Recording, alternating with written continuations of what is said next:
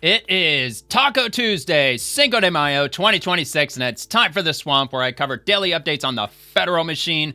So if you enjoyed the video, please give a quick like and subscribe to the channel. Every article is linked below in the description, and if you don't have time for the long-form videos, the highlights from tonight will drop right here on the channel tomorrow at 8 a.m. Eastern. We're going to start with the US Department of Justice. The Justice Department sues the city of Denver for unconstitutional weapons bans. It's about damn time. Quote, "The Constitution is not a suggestion, and the Second Amendment is not a second-class right," said Acting Attorney General Todd Blanche. Denver's ban on commonly owned semi-automatic rifles directly violates the right to bear arms. This Department of Justice will vigorously defend the liberties of law-abiding citizens nationwide. And we've got an article from justice.gov where they get into the details.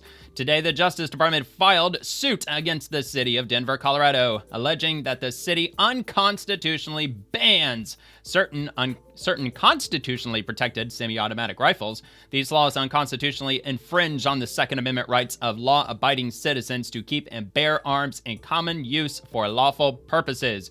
As the complaint explains, the city enforces an ordinance that makes it a crime to possess so-called assault weapons, but that the city's ban includes AR-15 style rifles, which are just semi-automatic rifles. That's all they are. Magazine-fed semi-automatic rifles. What the fuck is the big deal? Which are the most popular rifles in America. Yeah, many of us own AR-15s. Many of us actually own multiples of AR-15s because they're fun, they're very accurate, great for home defense, among many other reasons to have one. Law-abiding Americans own tens of millions of rifles like those that are banned by the city. Quote, "The Constitution is not a suggestion and the Second Amendment is not a second-class right," said Acting Attorney General Todd Blanche. Denver's ban on commonly owned semi-automatic rifles directly violates the right to bear arms. This Department of Justice will vigorously defend the liberties of law-abiding citizens nationwide. Well, look, man, don't stop there. Push for fully automatic. Because, I mean, the military has access to it, and part of the Second Amendment is for the people to defend ourselves against government tyranny. So what better than for the American people to have the same types of firearms that our military has access to? Otherwise, it ain't gonna be that fair of a fight now, would it? Anyway, so I've directed the Civil Rights Division through our Second Amendment section to defend law-abiding Americans from restrictions such as those we are challenging in these cases, said Assistant Attorney General Harmeet Dillon of the Justice Department's Civil Rights Division. Law-abiding Americans, regardless of what city or state they reside in, should not have to live under threat of criminal sanction just for exercising their Second Amendment right to possess arms, which are owned by tens of millions of their fellow citizens. Look, I wouldn't even care if there were only numbered in the hundreds of citizens that had AR-15s in their possession. The Second Amendment is the Second Amendment. Regardless, at the end of the day, it's our constitutional right. Second, only behind the First Amendment. For crying out loud. In 2008, the U.S. Supreme Court, in its landmark decision, District of Columbia versus Heller, held that the Second Amendment protects the right of law-abiding citizens to possess weapons that are in common use for lawful purposes. The Civil Rights Division Second Amendment section enforces the Second Amendment. If you believe your right to keep and bear arms is being infringed, please submit a complaint through justice.gov/CRT/Second Amendment section. I will have this whole article linked, so because I noticed there's a whole bunch of different article or links to other articles, and all of it's going to be found below in the description by just simply going to this one, justice.gov. I probably won't have more than a couple of those down below, but I'll make sure that this one's up at the top of the description and the links section. But yeah, I guess if I wanted to submit, where is it, the complaint through justice.gov, making rifles, fully automatic rifles, make them legal because that's unconstitutional for them to ban machine guns. I don't know. I mean, am I wrong there? Anyway, so we got this image. Justice Department, or let me go back to the first one from May 5th, sues the city of Denver for unconstitutional weapons bans. I thought it was a Colorado thing. I thought all of Colorado banned AR-15s, but maybe it is just Denver. The Constitution is not a suggestion, and the Second Amendment is not a second-class right. Denver's ban on commonly owned semi-automatic rifles directly violates the right to bear arms. The Department of Justice will vigorously defend the liberties of law-abiding citizens nationwide.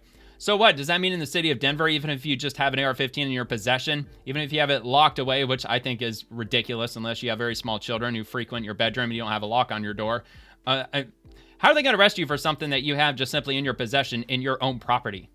But whatever. I don't know. I've never been to Denver before. I have no idea. But the way they frame it, they make it sound like it's illegal to just simply possess it. I get them banning the sale or the transfer or the purchase of AR-15s in Denver, but simple ownership? Okay. And I'm sure Denver's not the only place in the country. I'm sure there's many Democrat places around the country where they make simple possession of a rifle illegal. Not the B. DOJ sues Denver for its AR-15 ban that's been in effect for 37 years. So this didn't just happen a year or two ago, or even 5-6 years ago. 37 years, for crying out loud. So versus United States of America et al. Assigned to cause 28:1331. Federal question, defendant United States of America, and so on. So this is going to be on nottheb.com if you want to dig in to there. The DOJ suing Denver for its ban. If you want to get their take, that'll be below. Hannah Hill, promises made, promises kept. The DOJ just sued the city of Denver over their AR-15 ban. So the date when it was filed was today, the 5th of May, 2026. And of course, we already read that area, the cause number and the civil docket case number, or the civil docket for the case number. It's going to be 1:26-CV-01929. And I think I actually have another link. Let's see. Let's get through this one first. From AAGR, meet Dylan. I've directed the Civil Rights Division through our new Second Amendment section to defend law-abiding Americans from unconstitutional restrictions. No one should face criminal penalties simply for exercising a right shared by tens of millions, regardless of where they live. I have a feeling this is probably going to go to the same article, isn't it? I believe it is. Yeah, that's going to be the same. I know it's going to be the same. Yeah, it is. So that's all right. We'll just move on to the next. From Costas Moros, this is, unless I am forgetting one, the 4th civil rights lawsuit by the DOJ to defend Second Amendment rights in the places they are under siege. Number 1, they sued Los Angeles Sheriff's Department over its years-long wait times for carry permits. And so the next one, and again, these are all from the Department of Justice's Civil Rights Division, who filed these lawsuits. The second one sued the United States Virgin Islands over unconstitutional gun permit denials. Also, number 3 sued D.C. over its AWB. And number 4, now this Denver lawsuit. And there's probably a whole bunch of different states they could be going after. Not 100% confirmed with this or have any more knowledge other than what I read somewhere, but apparently in the state of New Jersey, if you want to apply to carry a concealed firearm, that you have to write some essay, essentially pleading your case, or in other words, begging for them to bestow upon you the right to exercise your own Second Amendment right in the state of New Jersey. And I don't know, if you're in New Jersey or if you're familiar with that, is that actually true? You should drop that in the comments and I'll check it out. And if you can confirm one way or the other, I'll read it tomorrow on tomorrow's episode. But that's what I've heard. I heard you have to write a whole essay or like a 1 or 2 page paper explaining in as much detail as you possibly can as to why you should be allowed to conceal carry a firearm. I think that's the most retarded thing that I've ever heard in my life, if that's actually true. All right, so anyway, now this Denver lawsuit. That's on top of the many amicus briefs, the ATF rule changes just announced, the upcoming rights restoration process, and so on. We are a cynical bunch in the two-way space, and perhaps that comes with the territory, I guess, of being an activist for a right which is centered on the ultimate skepticism of government power. But it's critical to acknowledge that in terms of federal support of the Second Amendment, we've never had it so good in modern history, and he is 100% correct on that. The only comparison I could think of, as I often note, is the Reconstruction era's Freedmen's Bureau, which also tried hard to defend gun rights for people whose government was trying to disarm them. Yeah, I cannot agree more. It's probably been about a month or two, but I showed that graphic that you can find on Wikipedia with regard to the right to carry a handgun. I'm trying to remember if it's open or concealed. It's probably both. Just having a right to carry a handgun in public, not long arms, just simple handguns. Like back in 2010, it was like only one state allowed permitless carry of handguns in the entire union. And I want to say it might have been New Hampshire. It was probably New Hampshire, but maybe I'm wrong on that. But as of now, it's something like 30, 35 states. It's absolutely exploded over the last 10 years, constitutional carry. It's a wonderful thing. So yeah, it's definitely expanded to many parts of the country, which is really wild, man. Like as you can almost track that perfectly with the Democrat Party's psychopathy, their lust for power, the more deranged that they get, the stronger the Second Amendment becomes for the everyday citizen nationwide. and again, not on the federal level, I'm just talking on the states level, allowing more and more individuals the right to carry without needing the government's permission, because we don't need the government's permission unless they are infringing on our constitutional rights, which in many states they actually absolutely are. All right, Harmy Dillon, I've directed the Civil Rights Division. Okay, didn't I already read this? Yeah, I already read this. So let's go back and let's see if I got anything else on this lawsuit. That might actually be it. And let's see, Brett Shumate. Yeah, so that's going to be it. This is in regard to AI regulation, also just by coincidence coming out of Colorado with the DOJ. In case you missed it, the DOJ's Civil Rights Division partnered with the Office of Civil Rights, or DOJ Civil Rights Division, and AG Harmy Dillon to file a landmark lawsuit against Colorado challenging their woke AI regulation. Colorado immediately caved and agreed to not enforce the law against any AI company. Huge win for the American people. And let's see, a minute order. I'm assuming that's just, them, I guess, coming to the conclusion that they are not going to be enforcing any of these laws. So the introduction: as artificial intelligence rapidly reshapes the global economy and dramatically impacts national security, one thing is clear: embedding AI with state-mandated discrimination is a recipe for disaster. Okay, so this is 19 pages in total. Maybe it'll be better if I just read this. Let me see if this will probably make it smaller, won't it? Yeah, it'll make it a little bit smaller, but let me see if I can at least read a little bit of this. So it is in the United States District Court for the District of Colorado. The minute order. Before the court is the parties' revised joint motion to vacate scheduling conference and suspend case deadlines and stipulation to temporarily stay enforcement, or the motion, for good cause shown and after consideration of the factors enunciated in String Cheese Incident, LLCs. Okay, so it's a business name. Bunch of letters, bunch of numbers, bunch of legal mumbo jumbo. The party's motion is granted. A stay will not, a stay will not prejudice the plaintiff. Sorry, it's a little difficult to read. Who does not oppose the motion.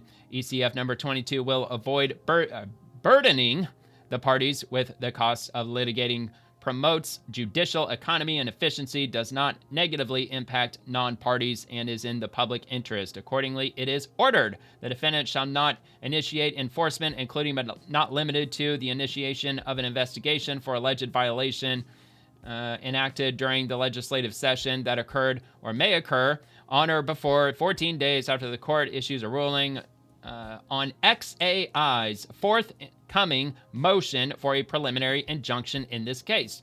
XAI shall submit a motion for a preliminary injunction and, if necessary, file an amended complaint within 28 days after final adoption of rulemaking implementing SB 24-205 or any legislation that may replace or amend SB 24-205. The scheduling conference is scheduled for June 16th is vacated, and all case management and other deadlines are stayed pending the court's resolution of XAI's forthcoming motion for preliminary injunction.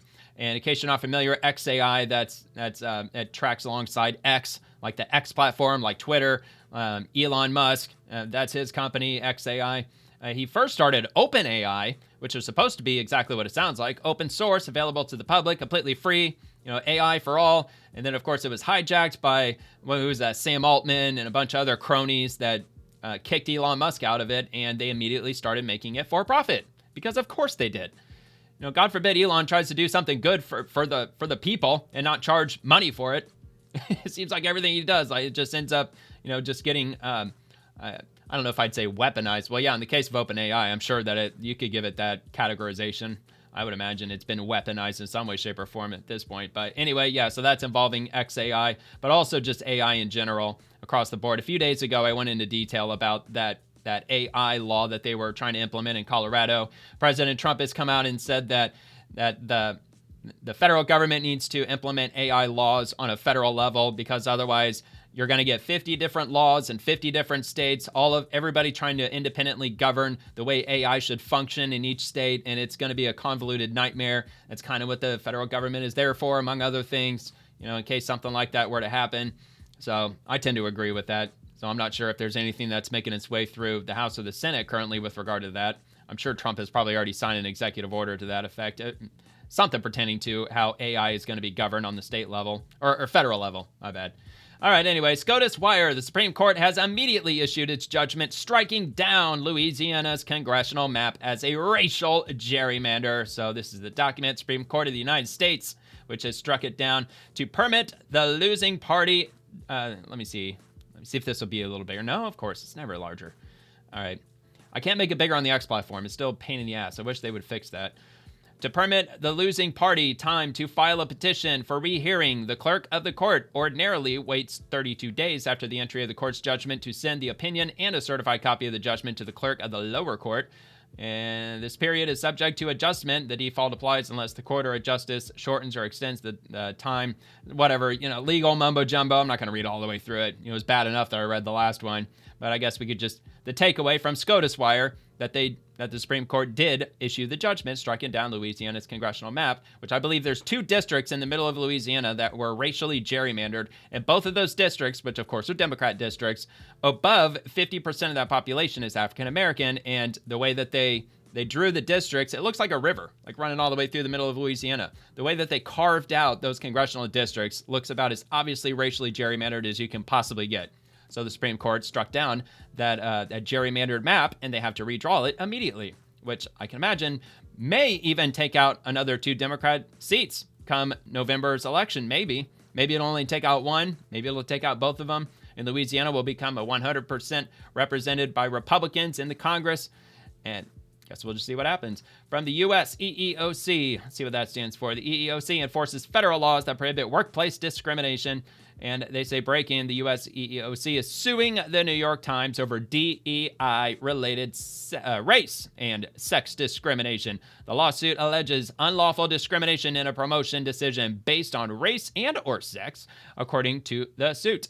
Qualified white male employee was excluded from final interviews. Oh yeah, that's a no-no, especially if you could prove it. Yeah, if you could prove that they did not include you in the hiring process because of the color of your skin or your sex or even your age, like anything that falls under discrimination. You've got a pretty strong suit against them, and you will win as long as you can prove it. The only problem is being able to prove it, because that's very difficult to prove. But apparently in this case they can.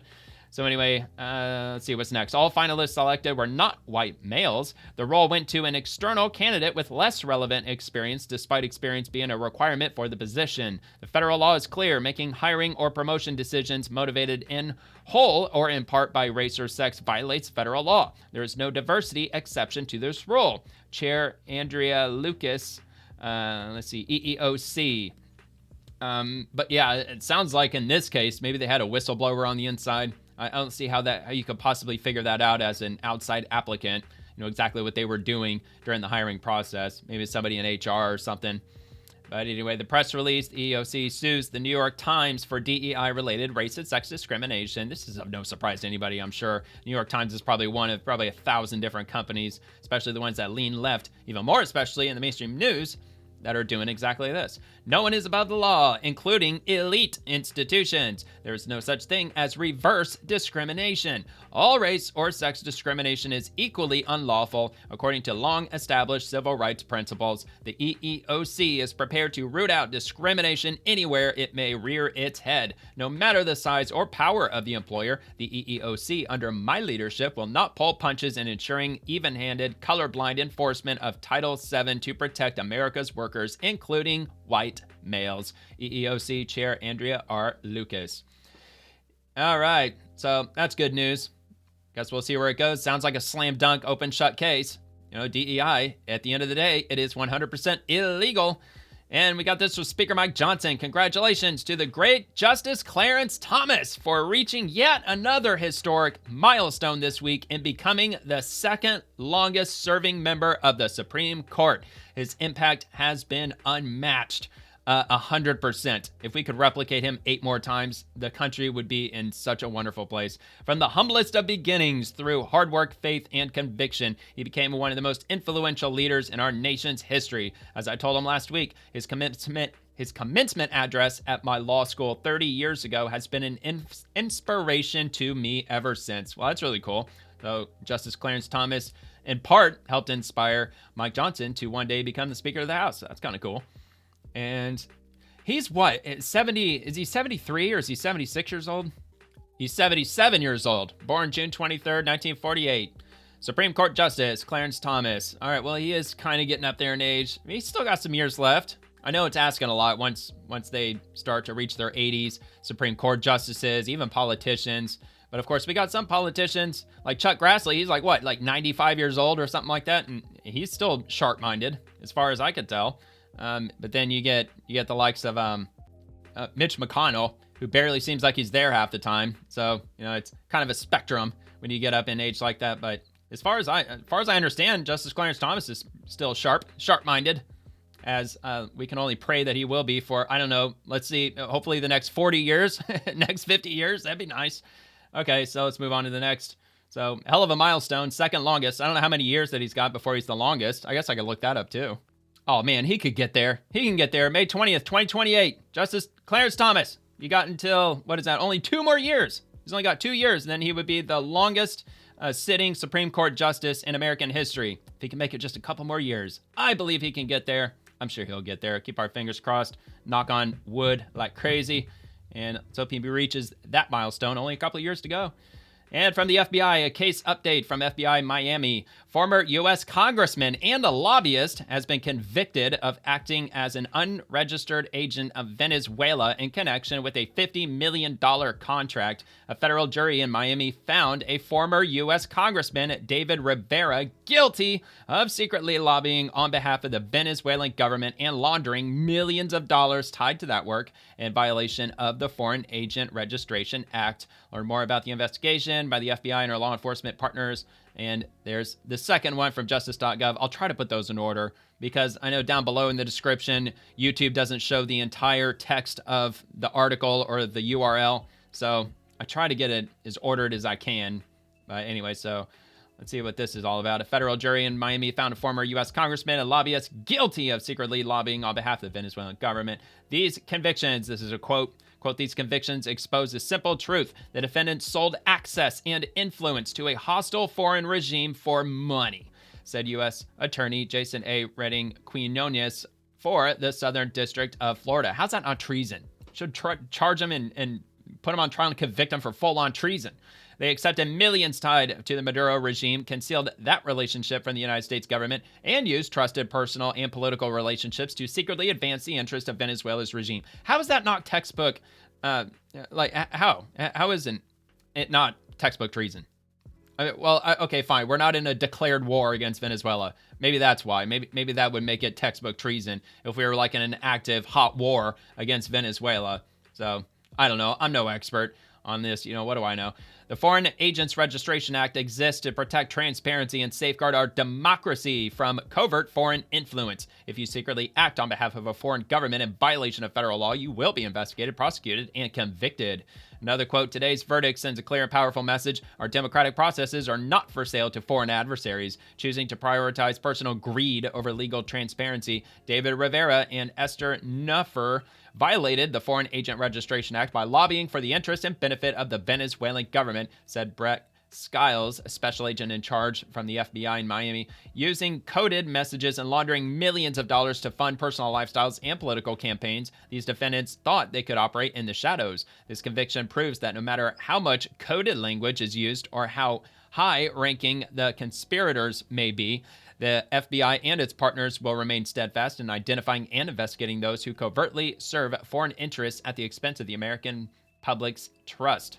This verdict underscores what can be achieved when federal partners combine their investigative strengths, said Ron Loecker, special agent in charge, IRS Criminal Investigation, Florida Field Office. Following the money is what IRS Criminal Investigation does best, and our agents work tirelessly with our law enforcement partners to uncover the illegal activity driving this foreign influence scheme. IRS special agents will continue to pursue criminals regardless of how sophisticated the scheme or influential the individuals involved. And I'm not going to go all the way through. Here, actually, let's grab the numbers though real quick. So they obtained a $50 million contract with the subsidiary of Venezuela's state-owned and state-controlled oil company, Petróleos de Venezuela S.A., or PDVSA, to advance the interests of the Venezuelan regime in the U.S.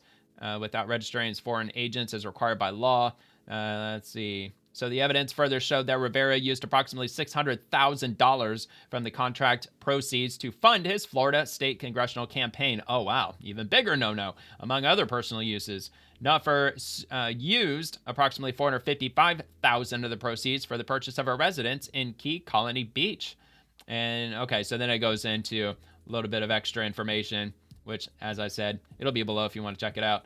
And moving on to the U.S. Marshal Service, May 5th. 2026 update, over 12,400 arrests and over 1,300 guns have been taken off the streets in D.C., the District of Columbia. I haven't come across this image in quite a while. It's been probably at least 2 months since I've come across it. And back the last time that I saw it, I think it was like around 8,000. I don't think it was anywhere near 10,000 yet, and it's already up to almost 12,500.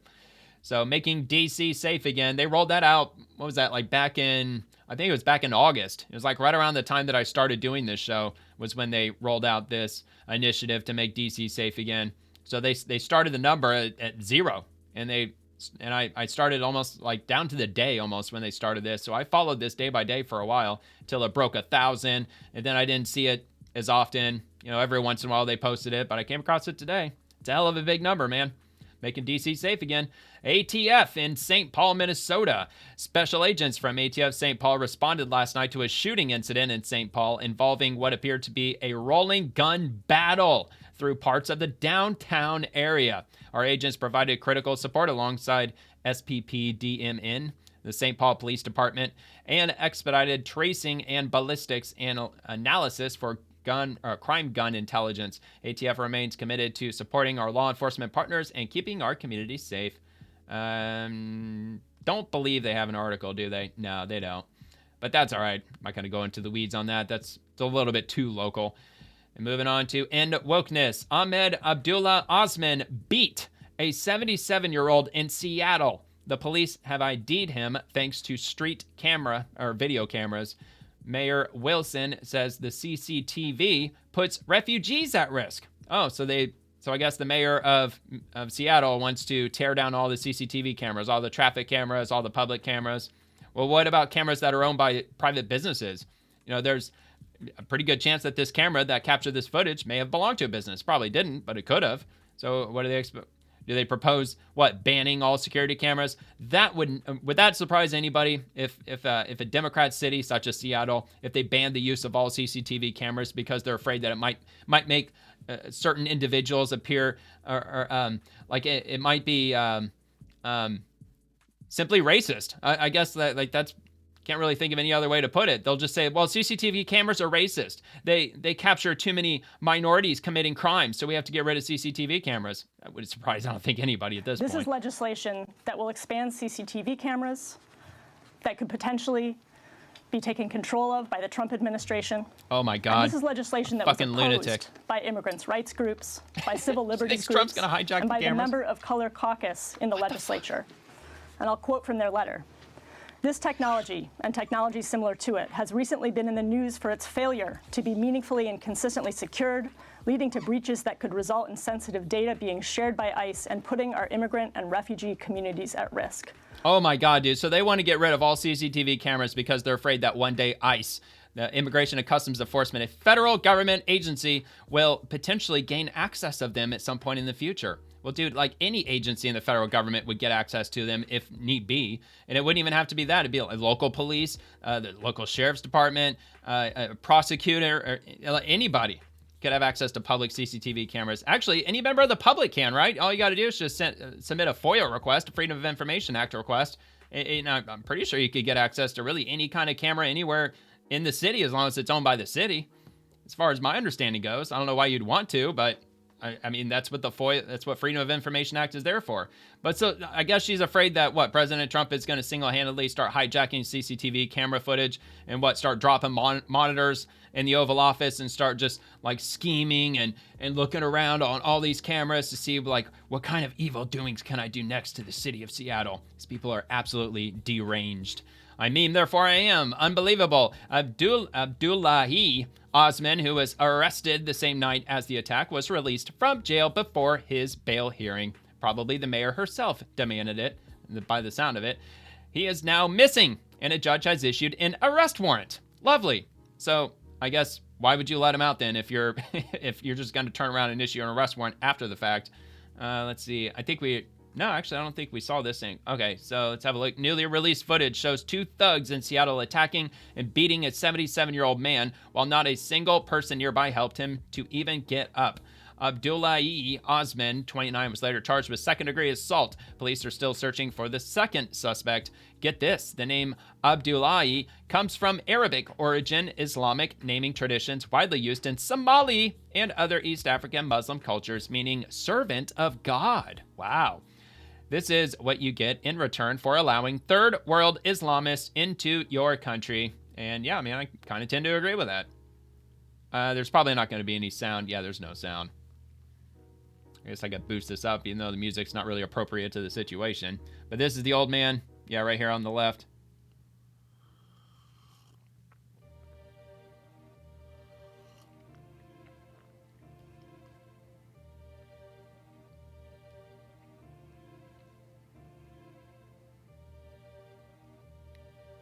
Unreal. Scumbags.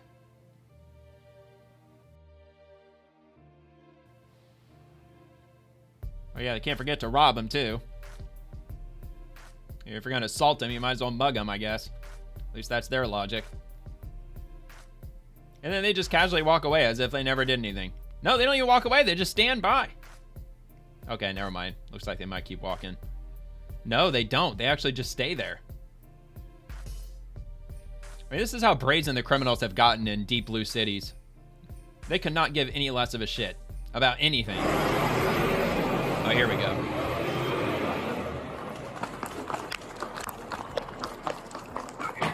Hey, come on. Yeah, come on. Got him.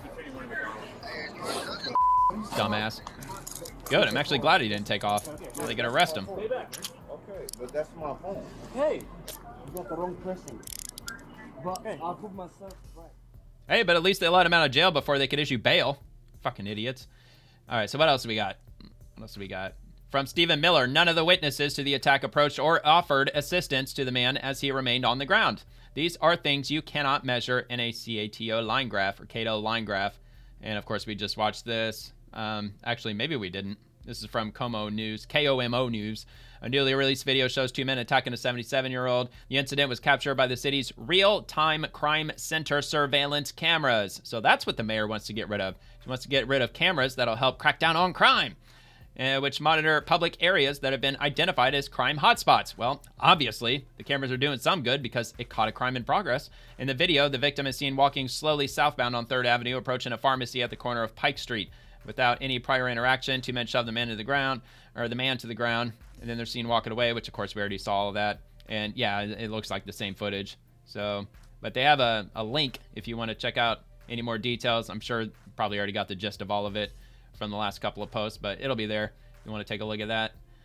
And let's roll on to the next. From Homeland Security, this monster assaulted a 10-year-old girl in her own elementary school. The Biden administration failed this innocent little girl. The moment this criminal alien was arrested for child S crimes in 2021, he should have become a removal priority. The Biden administration should have never allowed this dangerous creep to roam free and terrorize an innocent child. So what? So he committed crimes in 2021 and then they let him out again? That's what it sounds like. Anyway, let's have a look. Inside Orangewood Elementary, in the middle of a school day, a man with a documented history as a convicted sex offender walked onto campus and sexually assaulted a 10-year-old girl. According to this newly filed 13-page notice of claim, 25-year-old Abel Blah wasn't a stranger to the system. His convictions and probation violations should have triggered action long before he made it anywhere near a child. This notice details how he managed to bypass security measures at the school, entering through the front office, making his way inside while classes were still actively in session. It's unclear what time or how he got past front office staff, but the notice of claim alleges the first account of him in the hallway was 11:40 a.m. Then a 10-year-old girl on her way to the school nurse saw Blah. At 11:46, Blah allegedly redirected her to an empty, unlocked music room. Around 11:50, the girl fought him off and escaped. Then from 11:50 to 11:55, Blah leaves the classroom and school on foot. Police later arrested him at his home. Unbelievable. So what, he didn't even work there? He just like waltzed into the school, just wide open for anybody in the public to just walk into the school? What the hell, man? Insane. Sean Hannity, AI stopped a school shooting. What?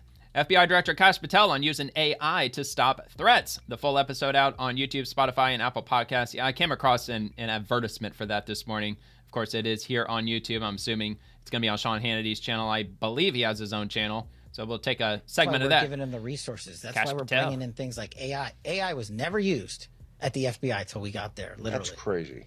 I'm using it everywhere. I'm using it in places to like our criminal justice information system database so we can pop fingerprints immediately and get fugitives and arrest warrants out. I'm using it in places like our National Threat Operations Center. I'll give you an example. They wanted to do it human by human. Can you imagine how many tips the FBI gets a week? Thousands. If we had just humans look at it, we would never sift through them all. I put AI in there. We stopped a school massacre in North Carolina because we got a tip and we were able to triage it with artificial intelligence. Wow.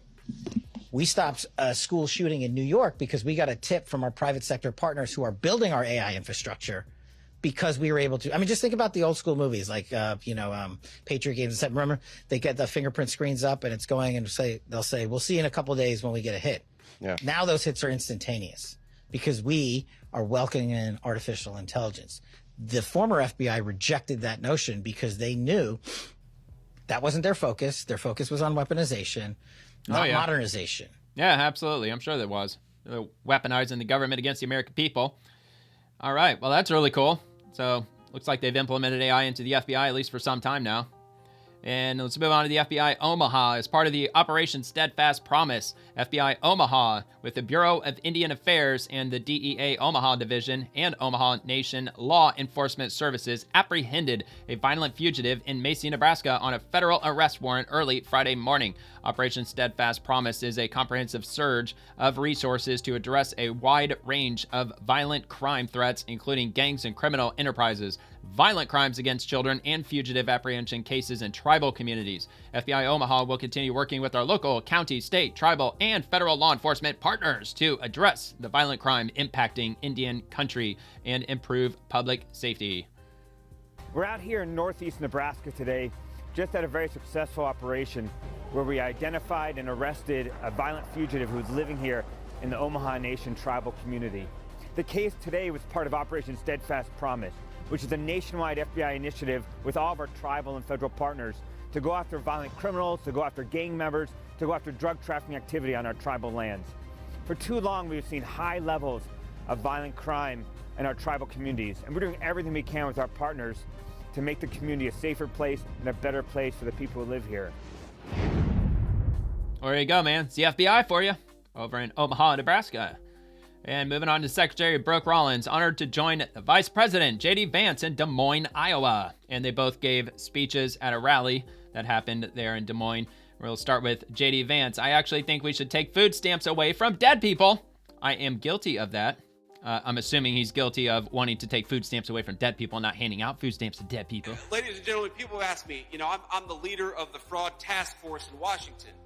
And people have asked me, is that a hard job? And I say, well, let me think. Finding fraud in the federal government, it's kind of like fishing in a barrel with dynamite. Every week, I get a report from the task force. We have our weekly meeting, and I am shocked every single day by the things that we find. Just one of the all-stars on our fraud task force is our great Agriculture Secretary, Brooke Rollins. And Brooke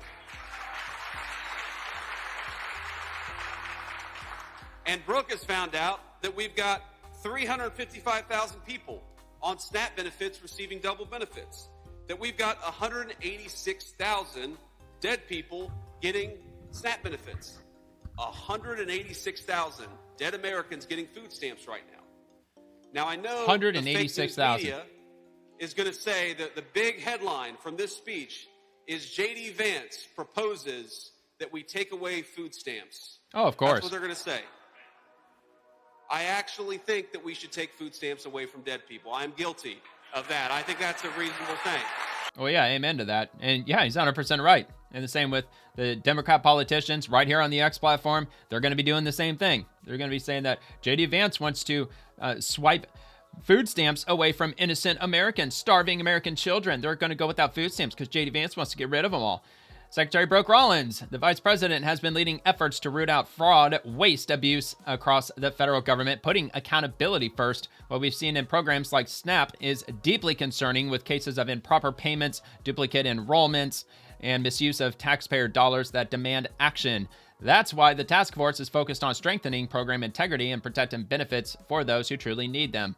In the past year, the USDA-supported efforts have contributed to nearly 1,000 arrests tied to SNAP fraud investigations, with recovered funds being returned to the system, including cases involving luxury vehicles like Alfa Romeos and Teslas connected to benefit misuse. Yeah, they also named off, so like there was like 3 or 4 Ferraris, a couple of Bentleys, a number of Lamborghinis. She listed out like this whole list of all these different luxury vehicles that SNAP beneficiaries owned. It was crazy. Like there's like what, 10, 20 Land Rovers. They had Range Rovers on there. It's ridiculous. Maserati was another one that had like a whole bunch of people getting food stamps had Maseratis, for crying out loud.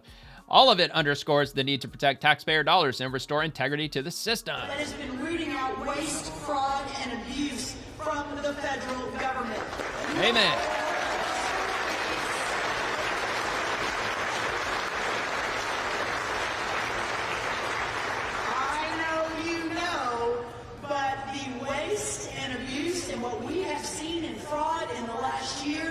Is absolutely stunning. In a program that the U.S. Department of Agriculture runs, which is the SNAP program, the food stamp program, what we have, whether it's a couple 100,000 dead people getting the SNAP benefit, 500,000 people who are using fraudulent Social Security numbers to get more than one benefit. And y'all, these are just in the red states. The blue states won't even give us the data.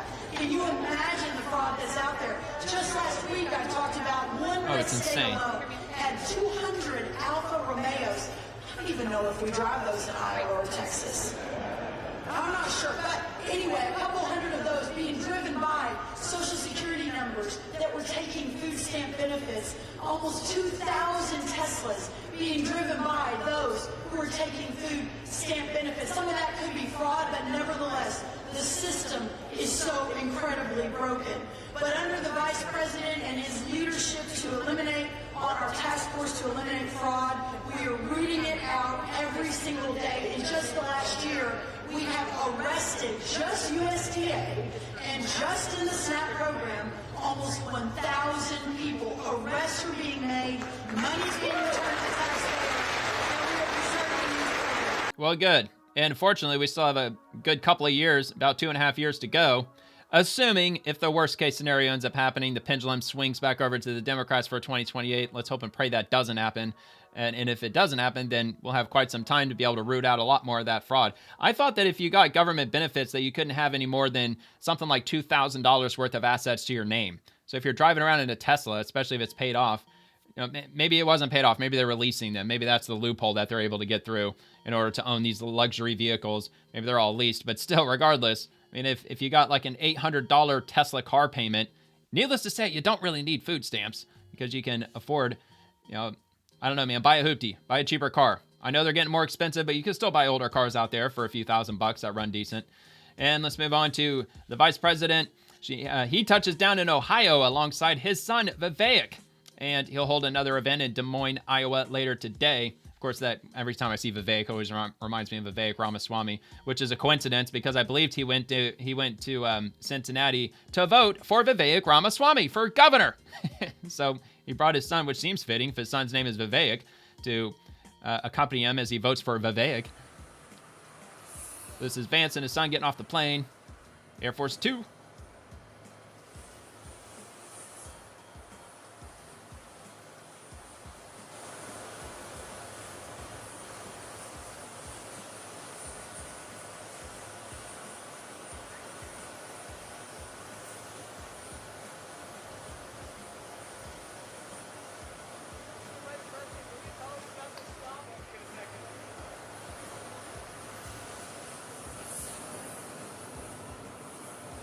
That's his oldest son, right? I can't remember if his oldest is his son or his daughter. I know all of his kids are really young.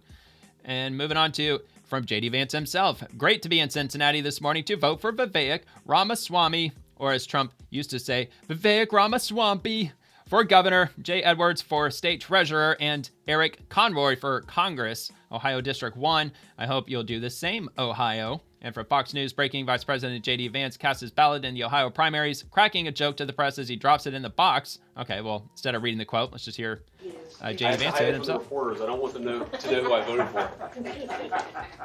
Well, there you go. Okay, buddy. Does it matter which side I put it in? Yeah. I don't believe it matters.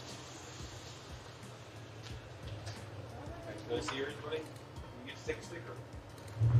Okay, got it. Thank you. All right, now I want to show everybody. Was that the Dominion voting machines? So look, he voted for the Easter Bunny or the Tooth Fairy, which is a risky choice because he's got a loose tooth. So, well, there you go. Thank you all for working here. Thanks for making it run smoothly. Thanks, guys. Mr. Vice President. Thank you. We're going to go this way, actually, buddy. Of course, the press. Mr. Vice President, can you answer a question that has nothing to do with what you're doing here? Poll workers, they're all volunteers, aren't they? I think they all volunteer, which is really nice. So thank them for their service next time you go and vote, if that's the case. All right, where are we? Here we go. And from Vice President J.D. Vance. Okay, so this is the whole, this is the entire rally. Delivers the remarks in Des Moines, Iowa. Let me just get an idea as to how long this is. Looks like an hour and 17 minutes. So I'll repost this. There is a direct link to my profile down below in the description to my X profile. So if you click on that, it'll take you directly there. You can just view this right there, or you can go to @VP. It's probably just as easy just to go there too. If you just go to x.com, you don't have to sign in or anything. And then you can click the search button. You can take a look at it that way. Just like everything else that I'll repost. Anything else I repost, you can look at it the same way. It's really easy to get to. And we got this from Amy Klobuchar. I didn't know she was running for governor of Minnesota. Minnesotans are right to be angry about fraud. It is unacceptable and it must end. As governor, I will strengthen criminal penalties and launch a top-to-bottom audit of state government to root out waste, fraud, and abuse. Learn about my plan here. Well, why aren't they just doing it right now? I mean, she's a member of the Democratic Party. Why don't the Democrats sit down with Governor Walz and really try to hash out what the hell is going on in Minnesota and try to get to the bottom of it? Why do they have to wait for the next governor in order to fix the problem? Why don't they just start fixing the problem right now? All right, so let's see. So on Amy Klobuchar's website, she's supposed to tell us exactly what she's going to do to root out fraud. So that's what I'm looking for. So I might skip stuff because I want to get to where the fraud part is. So plan to get real results for Minnesotans to make the government accountable, innovative, effective, accountable. Let's see, modern technology, holding our government accountable. Let's see, means changing the way government works to stop fraud before it starts so people who genuinely need help can actually get it. Take on the biggest challenges, root out fraud and waste. She's committed to getting results for Minnesotans, making government accountable. Okay, how? I mean, we know what you're planning on doing, but you told us how. And that's what directed us to this website. So you can inform, so we can understand how you're going to be doing this. Make the government more work for you, modernize state government to meet the challenges of today and tomorrow. IT systems, modern technology, make state services mobile first. That doesn't have anything to do with it. Track applications in real time. Yeah, kind of vague. Launch a Minnesota Innovation Initiative. That's still not related. Launch the Last Mile Initiative to finish universal broadband. So we're talking about the internet. Broadband for all. The internet for all. Get new ideas and put them into action. Launch a Minnesota Innovation Network. Build a coordinated statewide system that connects Minnesota businesses to universities and research centers. Okay, has nothing to do with that. Launch Minnesota Voices at Work. Nothing to do with it. Effective. Deliver real results. Remove obstacles for small businesses and workers. Probably doesn't have anything to do with fraud. Let's see. I'm not seeing the word fraud anywhere. Not there, at least. Permitting processes and whatnot. Get your money's worth. Make state dollars go further. Require agencies to identify and deliver savings through program efficiencies and procure reform. You notice how vague they are? Like every single Democrat that exists today, everything that they mention, it's extremely vague. Like they lay out the problems, which we could all understand. Yeah, that's a problem. Yeah, that's a problem. And then they offer absolutely no solutions at all. They're like, this is a problem and we will fix it. Okay, well, how? By fixing it. Yeah, but how are you going to fix it? Well, we're going to fix it. That's how we're going to... Shut the fuck up. Okay, whatever. So anyway, save time and money, leverage state buying power, including to negotiate lower drug prices, healthcare, putting housing within reach. So that's all about housing. Bunch of nonsense, probably. Accountable. Here we go. Stop fraud before it starts. Establish a state do not pay database to automatically block any individual or contractor convicted of fraud against state programs from funds across grants or contracts. Okay. Require thorough front-end screening for grants and contracts before state funds are awarded. Increase oversight by requiring regular in-person site inspections and unannounced visits. I'm sure that's already written into the law. They're just not enforcing it. Let's see, review billing changes regularly to identify when providers suddenly shift or start billing for more services, patterns that may signal fraud. Sounds like something that AI could very easily root out if they just infuse like whatever this insane database that collects all of the financials and all the numbers, the tax money and everything, which obviously they're not paying any attention to whatsoever because they're allowing $9 billion worth of fraud to be stolen. But yeah, you'd think that they would implement something like that. Provide stronger oversight by giving people the technology and training to continuously monitor data to catch suspicious activity faster so technology identifies patterns and people make the calls. Okay.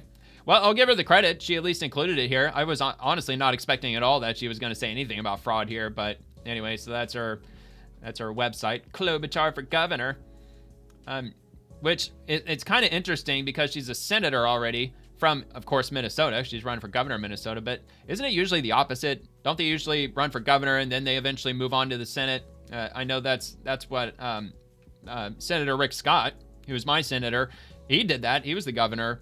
And then he went on to become the senator. I haven't really heard of anybody that I can think of who was a senator for a period of time and then moved over to become governor. So I don't know. I just find that a little strange. All right. So, this is a video. So I guess you are right to be angry about the fraud. It is unacceptable and it must end. It should never have happened to begin with.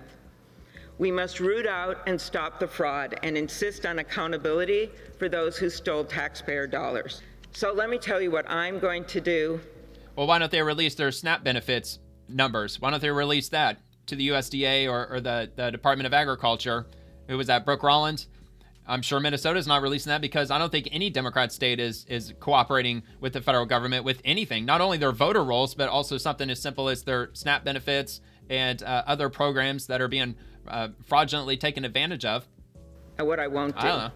What I won't do is wait. On day one, I will begin a top to bottom audit of our state government. That audit will look at state agencies to identify waste, fraud, and abuse. But audits mean nothing without action, and I will work regularly with the legislative auditor and empower agencies to stop fraud. Why don't you see? Did you notice that she didn't say anything about investigating those who are not following the law today? Because I'm sure there's already auditors. There's already programs to keep all of this shit in check. It's already there. It's already implemented. There's already people that work in the state level government that are supposed to be there for that specific reason to make sure fraud doesn't happen. So you're not going to investigate anybody. You're not going to get to the bottom of it. You're not going to enforce all of the existing laws that should be preventing all of this from happening in the first place. No, we're just going to do an audit. I mean, like an audit, like how long that thing could go on for years. And by the time, it fades from public memory, whatever they uncover, they could just sweep underneath the rug anyway, which is probably what's going to end up happening. From Lee Zeldin at the Trump EPA, we've proudly saved American taxpayers $30 billion through staff reductions, agency reorganizations, real estate consolidations, and canceled grants and wasteful media subscriptions, along with the closure of the Biden EPA Museum almost no one visited or even knew existed. What's the case for a 50% cut? It's about doing more with less. It's not hard. We did an agency-wide reorganization. We reduced the size of the agency from over 16,000 to 12,500.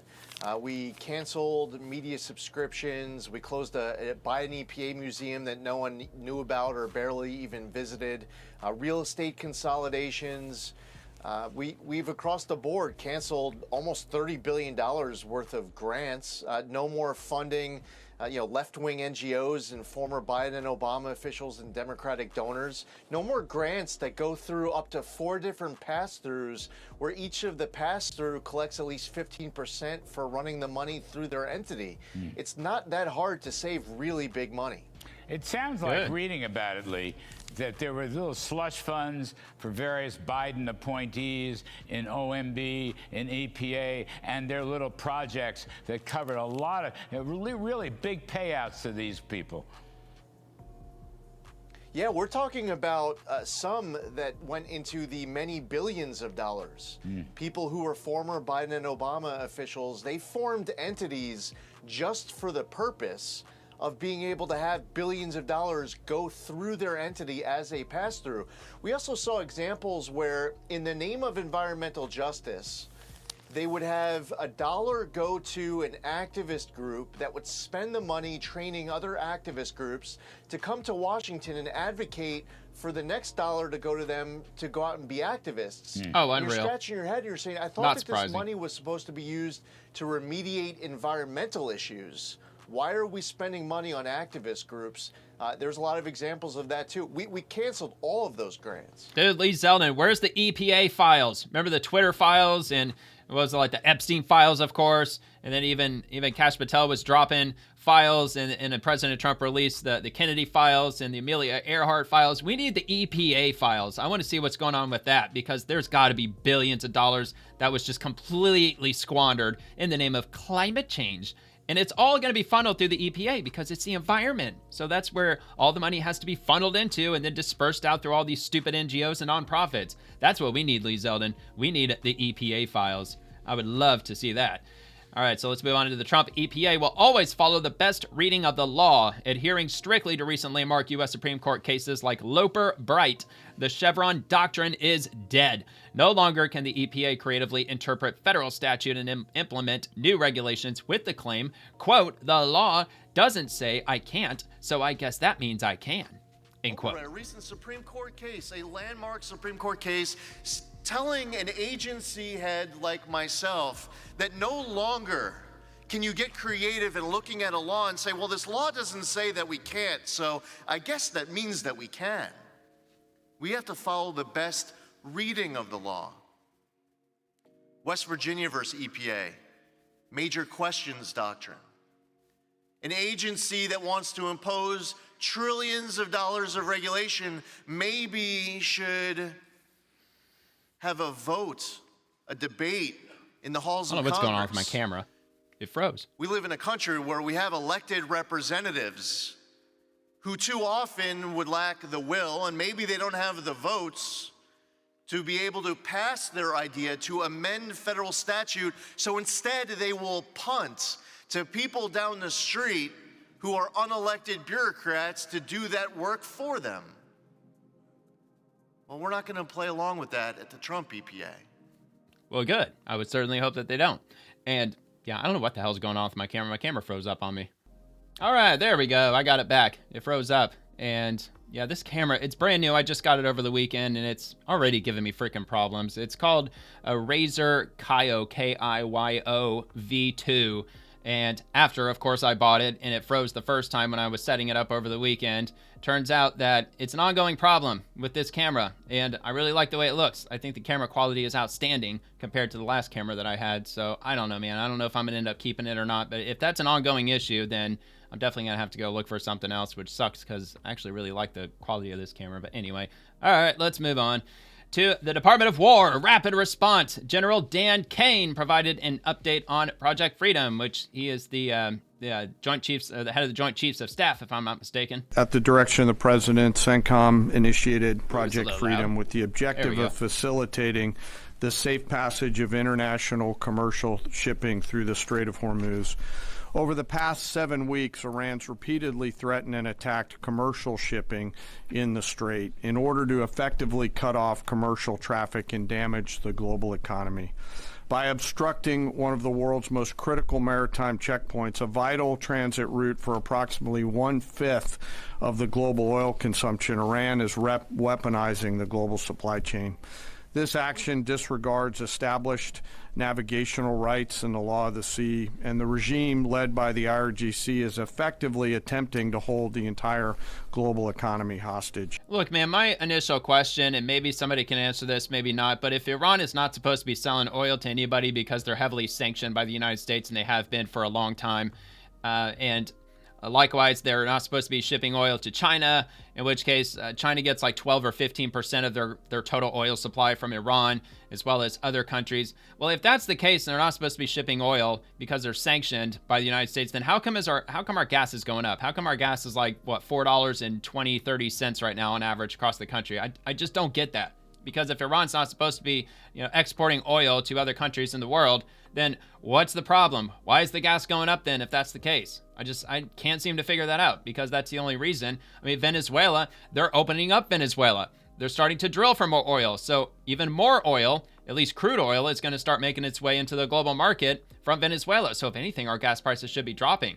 And if Iran's not supposed to be trading oil to any other country, then why is that affecting our gas prices anyway? I mean, that just probably just goes to show my sheer ignorance when it comes to like global oil supply chains and all that. I'm sure that there's probably a very valid reason behind it, although I just haven't come across one. Let me give you an update of the last few days of activities. And if you take a look at the map here, as the Secretary said, the United States has established Project Freedom to open up the Strait of Hormuz. This graphic highlights the kinetic engagements that the Iranians have attempted to make or have taken against the region. The green dots and blue dots show the groupings of commercial, cargo, and tanker vessels. And the United States has established a significant presence over the strait here in order to open up the free flow of commerce, noting the blockade still continues along the eastern flank.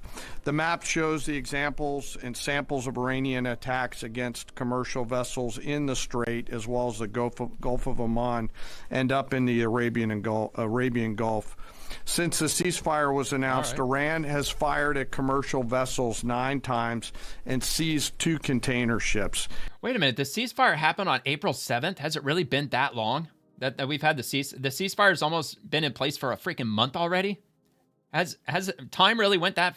Oh my and God, they've attacked U.S. forces more than 10 times, all below the threshold of restarting major combat operations at this point.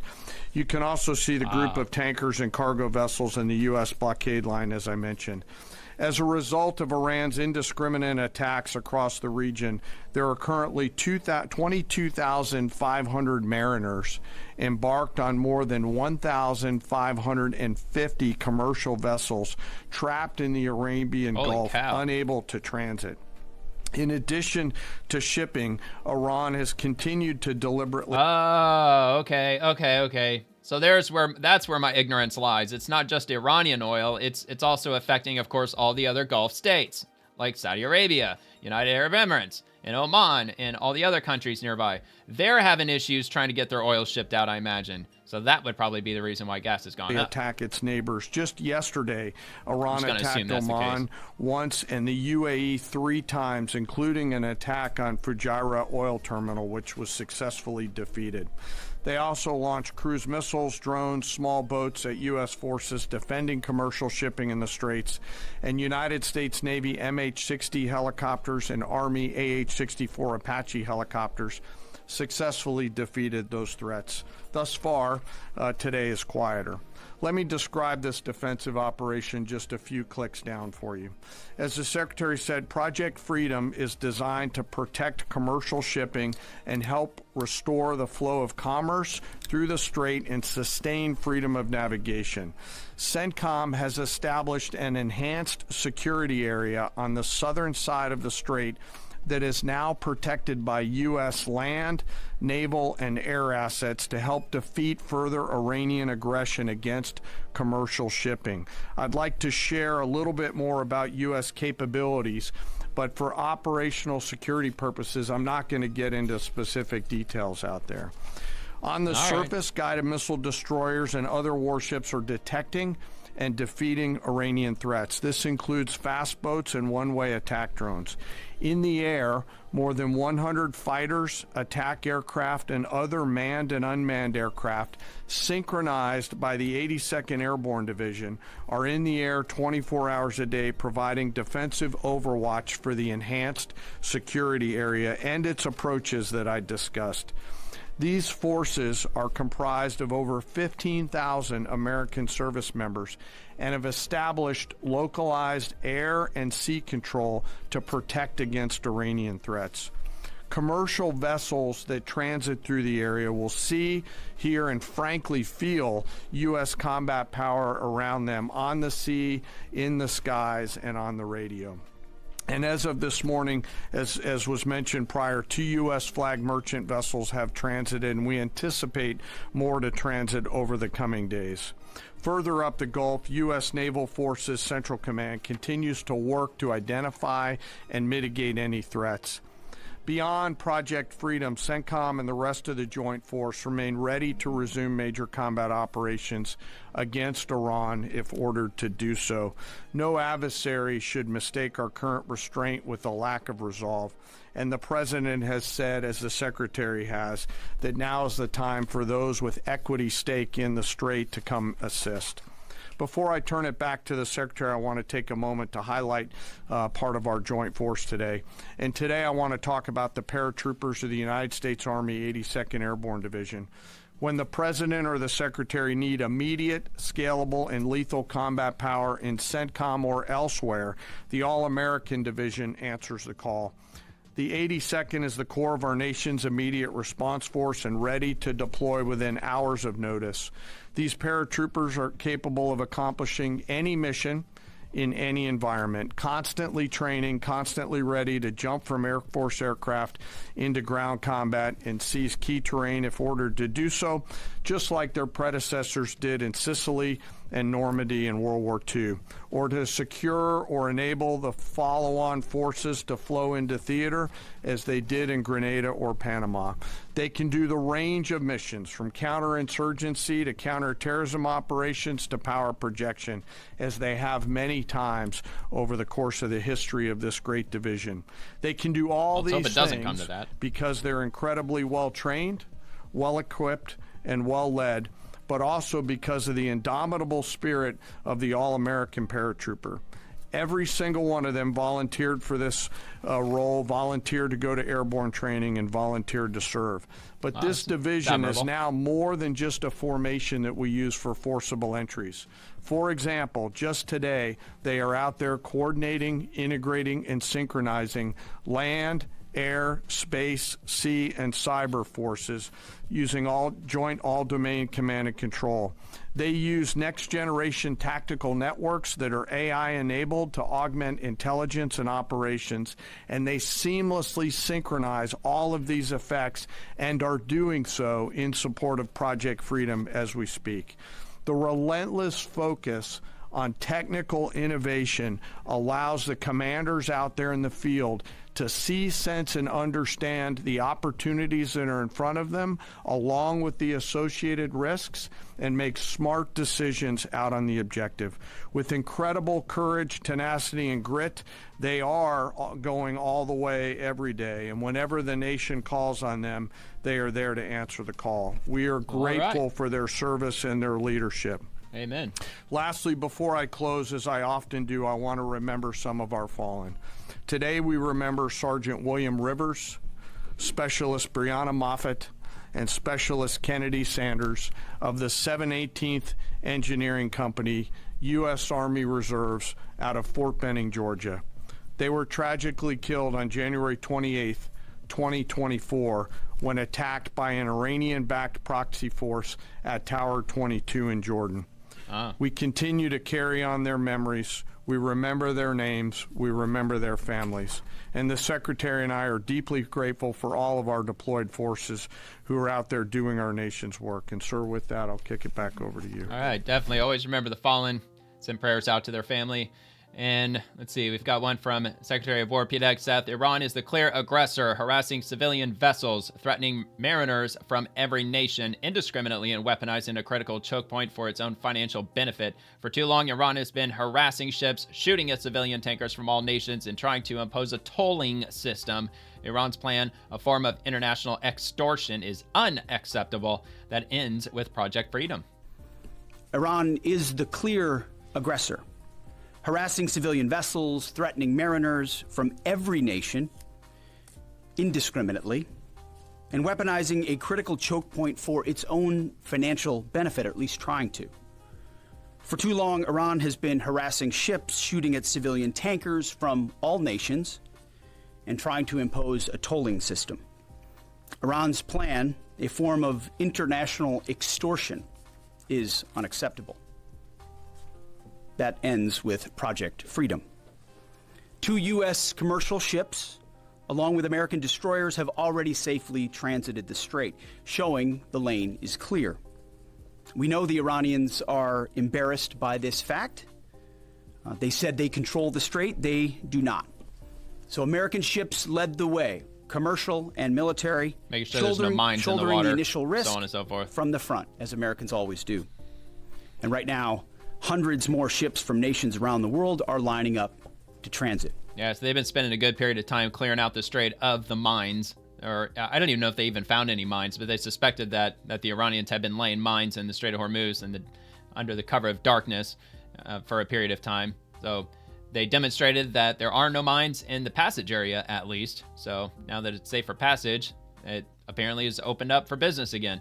And another one, Secretary of War, 2 U.S. commercial ships, along with American destroyers, have already safely transited the strait. Hold on, where's this one from? Okay, DOW rapid response. I'm just making sure that it's not going to be the same one all over again. 2 U.S. commercial ships, although it sounds along like with American destroyers, have already safely transited the strait, showing the lane is clear. All right, well, yeah, we already heard this. I don't know why the same account. I mean, like, I get it. Sometimes I might show the same thing twice, unintentionally, but it comes from different accounts. I don't know why the same account would post the same video twice, even though they were different lengths, but that's all right. We'll move on. U.S. Central Command. So this is from the USS George H.W. Bush. CVN-77 transits the Arabian Sea as U.S. forces enforce the naval blockade against Iran from the Gulf of Oman and support Project Freedom in the Strait of Hormuz. The carrier has more than 60 aircraft on board. So there you go. Look at that beauty. Huge aircraft carrier. More than 60 aircraft ready to rock and roll. And from the Department of State, Secretary Rubio. I haven't seen Secretary Rubio in a little bit. Project Freedom is a defensive operation. We're not firing shots, but if we're fired on, we will respond with lethal efficiency. And as this I said, is this at is the a White House. defensive operation. I want to reiterate that point. This is important to understand. If no shots are fired at these ships and no shots are fired at us, we're not firing shots. But if we're fired on, we will respond, and we will respond with lethal efficiency. The assets supporting this project, by the way, include guided missile destroyers, over 100 land and sea-based aircraft, multi-domain unmanned platforms, and 15,000 of the finest military service members on the planet. These forces have already destroyed, as I told you earlier, I thought it was 6, it's 7 Iranian fast boats that failed to heed our warnings. And by fast boats, we're talking about, some of these things look like Boston whalers. Okay, so these are not like Navy ships. But nonetheless, they come fast at these boats, try to swarm them, try to harm them. We're not going to let that happen. All right, and he is, I believe that Secretary Rubio gave the White House press briefing today because White House Press Secretary Caroline Leavitt, she is on maternity leave. And they did mention that some of the cabinet members or White House officials, and maybe even President Trump himself on occasion, will give the White House press briefing from time to time. So it looks like Marco Rubio did so today. Because, otherwise, why is he at the podium at the White House, in the press briefing room? Because he's leading the press briefing from the White House. Operation Epic Fury continues to impose maximum pressure on the Iranian regime and what remains of their already frail economy, says Secretary Rubio. Every day the conflict continues, our leverage on Iran will continue to increase and their position will continue to weaken. Now, while this project steadily progresses, Operation Economic Fury, continues to impose maximum pressure on the Iranian regime and what it's headed up by the Treasury Department. Their already frail economy. Economic fury. Today, inflation in Iran is 70%, and their currency is in total and complete freefall. You think ours was bad? U.S. sanctions enforcement is stepping up. It's moving in lockstep with the naval blockade to degrade Iran's capacity to generate, to move, and repatriate revenue. It directly targets the regime's primary revenue lifelines. The blockade alone is costing Iran as much as $500 million a day in lost revenue. 90% of total Iranian trade has been halted, causing permanent damage to Iran's oil infrastructure, as wells are forced to shut in. Again, all of this is in response to their piracy. Okay, it cannot be that you have these straits and they blow up any ship that moves, and the only ships that get to go through are theirs. You can't have a situation in which the straits are closed to everyone else, but they benefit from the piracy. That can't happen. That's why the blockade is in place, and that's why these sanctions are crippling them. Any foreign financial, and by the way, Treasury is now identifying and cutting off every dollar of revenue that's flowing to this regime. And so, look, any foreign financial institution or commercial actor that enables Iran's sanctions evasion is going to face secondary sanctions exposure and a loss of access to the U.S. financial system. As President Trump has said, and the facts clearly bear out, the United States of America holds all the cards. There is no scenario here in which if they decide to join a ladder of escalation, they wind up getting the last say. But our preference is for these straits to be opened to the way they're supposed to be opened. Resume diplomacy. Anyone can use it, no mines in the water, nobody paying tolls. That's what we have to get back to, and that's the goal here.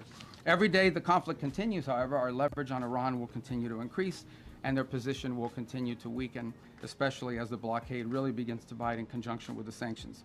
Well, I haven't heard any timeline with Project Freedom. How long is this supposed to last? What's going on with the status on this whole peace agreement that the Iranian regime's supposed to be working on? Thought they had like some 10-point thing that they had drafted, and then we said, okay, well, it's mostly agreeable, but there's a couple of points. Number one, they can't have access to nuclear weapons, can't develop nuclear weapons, which Iran has not agreed to concede yet, and we're still waiting on that, and until then, we're holding that blockade so they can't export any oil. So I guess, what, they're just going to wait out indefinitely? Last I heard, President Trump said he's not in any hurry for them to come up with that agreement, because every day that they wait, it's up to $500 million in revenue that they're missing out on. So I guess this whole Project Freedom thing and also the blockade is just going to remain in place for the foreseeable future. I'm not sure if that's going to drag on for months or anything like that, but as Secretary Rubio just said, that their inflation rate's up to 70%, which I don't think that's really changed a whole lot over the last couple of years. I'm pretty sure that their inflation rate's been insanely high for a long while, which is why they were protesting late last year in the first place. And so this is the entire press briefing. The Secretary of State, Marco Rubio, briefs members of the media May 5th, 2026. So yeah, he did. He gave the press briefing today from the White House. And just like the last one, I'll repost that if you want to check that out. It's an hour and 15 minutes in total. When did it come out? 6 hours ago as of this recording. So 3:11 p.m. Moving on to U.S. Southern Command. Let's head over to the other side of the world, near our neck of the woods, which is in the Caribbean, or also in the Eastern Pacific region. On May 4th, at the direction of Southcom Commander General Francis L. Donovan, Joint Task Force Southern Spear conducted a lethal kinetic strike on a vessel operated by designated terrorist organizations. Intelligence confirmed the vessel was transiting along known narco-trafficking routes in the Caribbean and was engaged in narco-trafficking operations. 2 male narco-terrorists were killed during this action. No U.S. military forces were harmed. Hell of an explosion. Looks like a nighttime explosion, although sometimes it's hard to tell because these are all in black and white with the occasional color. There's been a few that they've released that were color. So I mean, absolutely obliterated them. So they confirmed that 2 were killed as they've blown up, I don't know, probably 2, 3, maybe even more than 300 of those at this point, trying to traffic drugs. And that continues. They've been doing that going all the way back to at least September of last year. And moving on to U.S. Southern Command, Secretary, or the same account, of course, not moving on, we're just continuing. And the Secretary of State, Marco Rubio, visited Southcom today and met with General Francis L. Donovan himself. Their discussions focused on U.S. efforts to counter threats that undermine security, stability, and democracy in our hemisphere. The Secretary attended the 2026 Chiefs of Mission Conference at Southcom, which convened senior U.S. government leaders to discuss advancing national security strategy objectives in our region. And let me see if they have anything else to add, which they don't. A lot of comments, but there you go. Just the image of both of them together. I noticed they got Cuba in the background. Were they talking about Cuba? Is there something crazy about to pop off with regard to Cuba? Are we going to invade Cuba?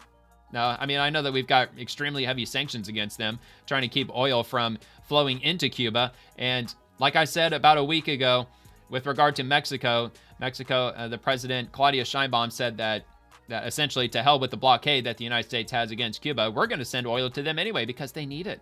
So have they actually sent oil to Cuba yet? I assume that they haven't, because I'm sure we probably would have heard something. I imagine the U.S. military would have stopped any oil container ships from Mexico and bound for Cuba. But like I said, I haven't come across anything ever since she made that announcement a few weeks ago.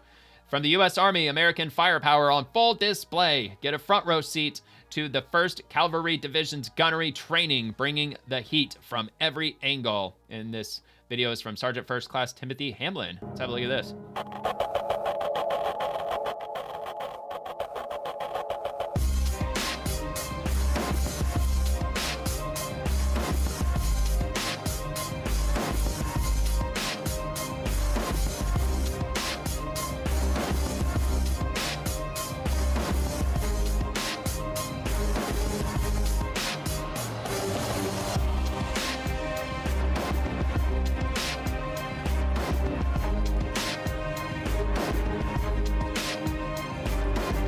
All right, well, that's cool.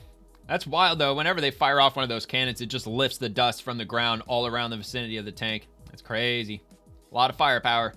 And from Ambassador Mike Waltz, and he is the ambassador to the United Nations. And he says, Narges Mohammadi won the Nobel Peace Prize from inside an Iranian prison. For years, Iran has kept her chained to the cell floor of Iran's notorious Evin prison for telling the truth about the regime's abuse of women and political opponents. Now her body is breaking down, and Tehran is blocking the urgent care she needs. Transfer her to her doctors and release her now. This is on Reuters, who reported on this. And there's an image of her on the side of the building, who won a Nobel Peace Prize in 2023. And this is out of Oslo. Imprisoned Iranian Nobel Peace Prize laureate Narges Mohammadi, who was taken from jail to hospital last week, requires urgent specialized medical care to treat a life-threatening heart condition, her brother told Reuters on Monday. Mohammadi won the Nobel Peace Prize in 2023 while in prison for her campaign to advance women's rights and abolish the death penalty in Iran. She suffered a suspected heart attack in late March and was taken to a hospital in northwestern Iran on May 1st amid rapidly deteriorating health, her family has said. She's suffering from terrible headaches, nausea, and chest pain. That is what we are very worried about. Her heart, her brother Hamidreza Mohammadi said in an interview from his home in Norway. The provincial hospital where she is being treated cannot provide her adequate care, he said. Experts all believe that her life is in danger and she needs at least 1 month away from prison conditions to be treated properly. She needs her own doctors who have performed the operations before and know exactly what is wrong with her. Before, Mohammadi's family and the Norwegian Nobel Committee have appealed to the Iranian authorities to transfer her to her dedicated medical team in Tehran for treatment. Refused to be broken by the regime. Hamidreza Mohammadi described his sister as a force of nature who refuses to be bowed. The thing that makes Narges so special is that she has broken this cliche of a prisoner who has been long in prison and is broken and sad. She has always been energetic, and she has refused to be broken by the regime.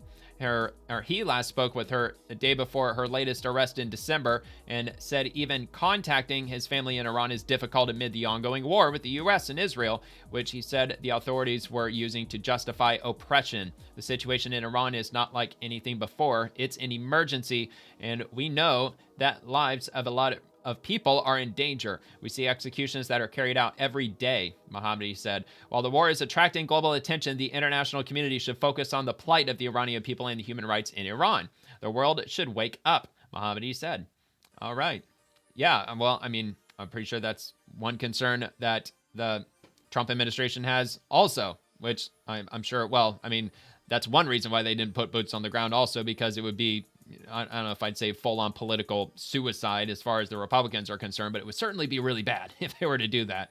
But it also goes to show that all of these targets that they hit in Iran, was it 13,000 targets that the United States military has hit, were all very strategic military targets. And I've shown that many times on the Swamp whenever they show the footage of strikes happening in Iran when they were still bombarding Iran. They were hitting very specific, not only were they hitting very specific targets, but like there was one instance where they fired, I don't know, like 5 or 6 missiles at a single building on some compound, and it didn't completely destroy the building. It actually just took out these very specific sections of the building as if they were just trying to take out the exact contents inside the building without completely obliterating the building itself. So it was highly strategic, highly precise. And I'm sure they were trying to do that while inflicting the most minimum amount of casualties possible. Now, as far as Israel goes, I can't speak on Israel. Who knows? I mean, Israel, they probably didn't even give a freaking crap about whatever. They were probably just obliterating every site that they came in contact with. I'm just speculating. I don't know for sure. Maybe they were as strategic as the U.S. Honestly, don't even have a clue. I don't know anything when it comes to Israel, especially like their military operations and all that. All right, so Senator Jim Banks, here's a fact. China breaks the rules and tries to make the world dependent on their goods. Well, yeah, obviously. This is unacceptable. The President Trump is the first president that called them out, stood up for hardworking Americans, and took action. Now more than ever, we must defend and advance American manufacturing. You've been talking about America First before America First was even the slogan or the tagline.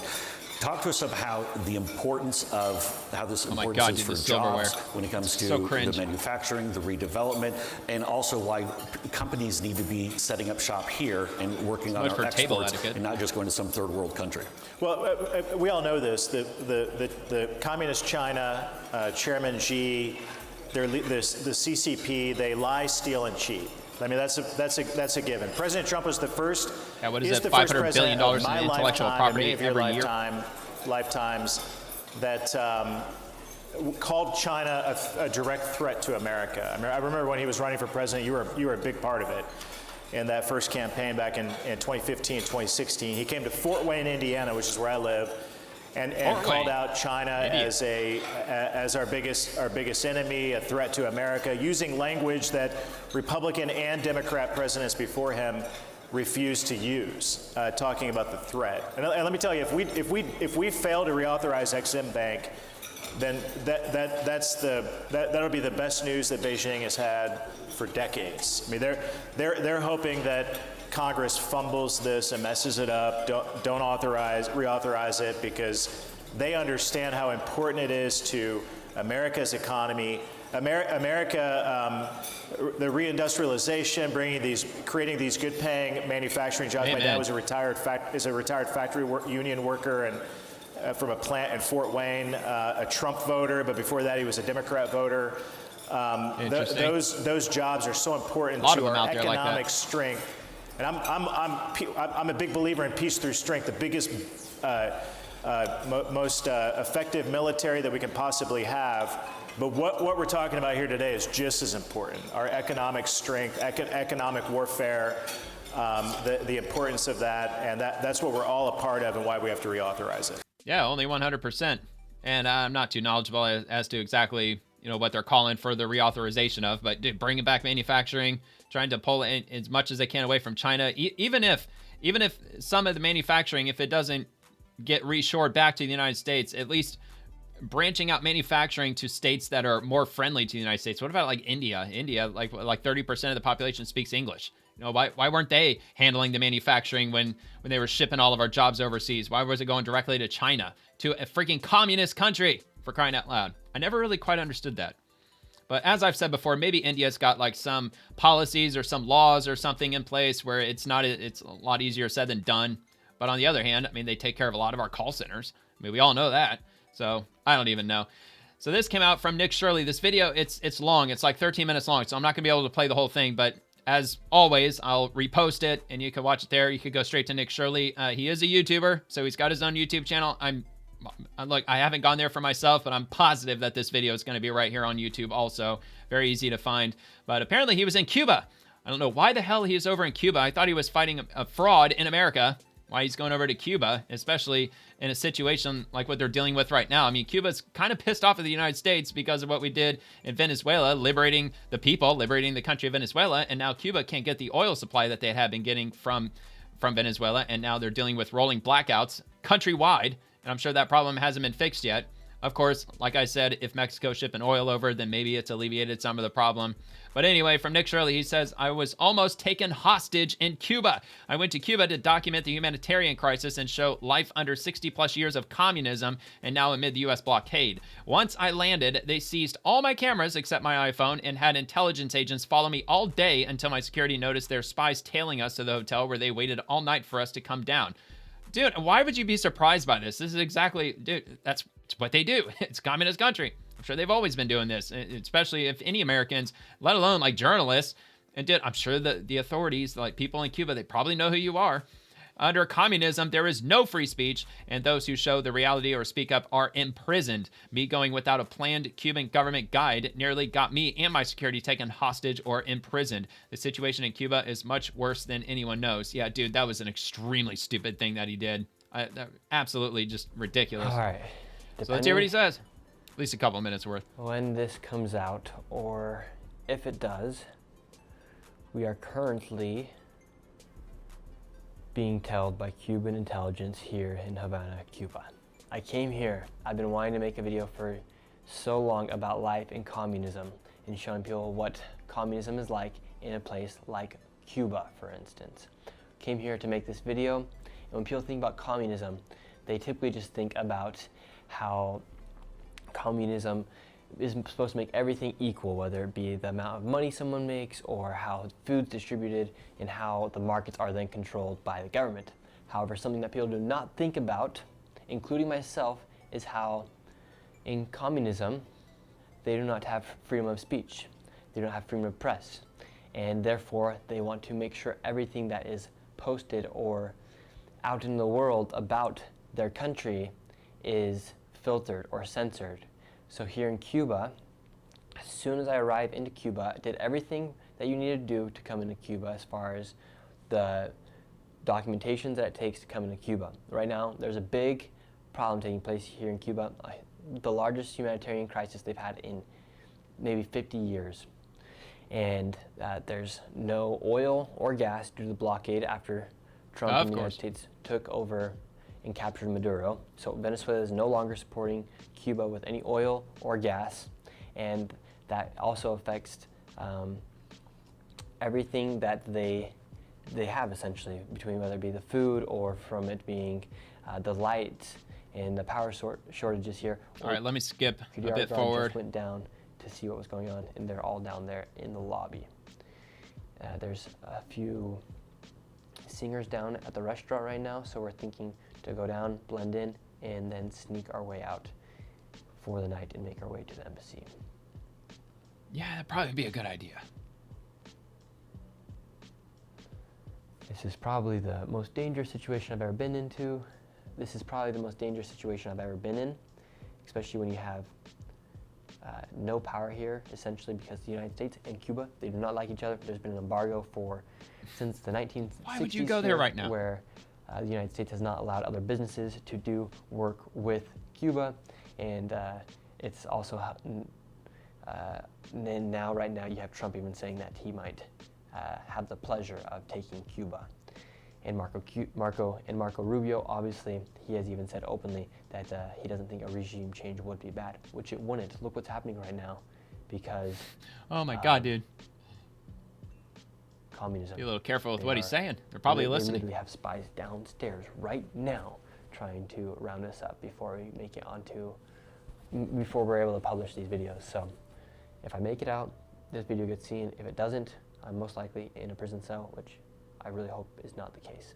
Third option is we somehow get to the embassy and we get a private jet and we make our way out. Other option is to steal a boat and take it all the way to the Coast Guard and then surrender to the U.S. Coast Guard and steal make our way a into boat. the United States.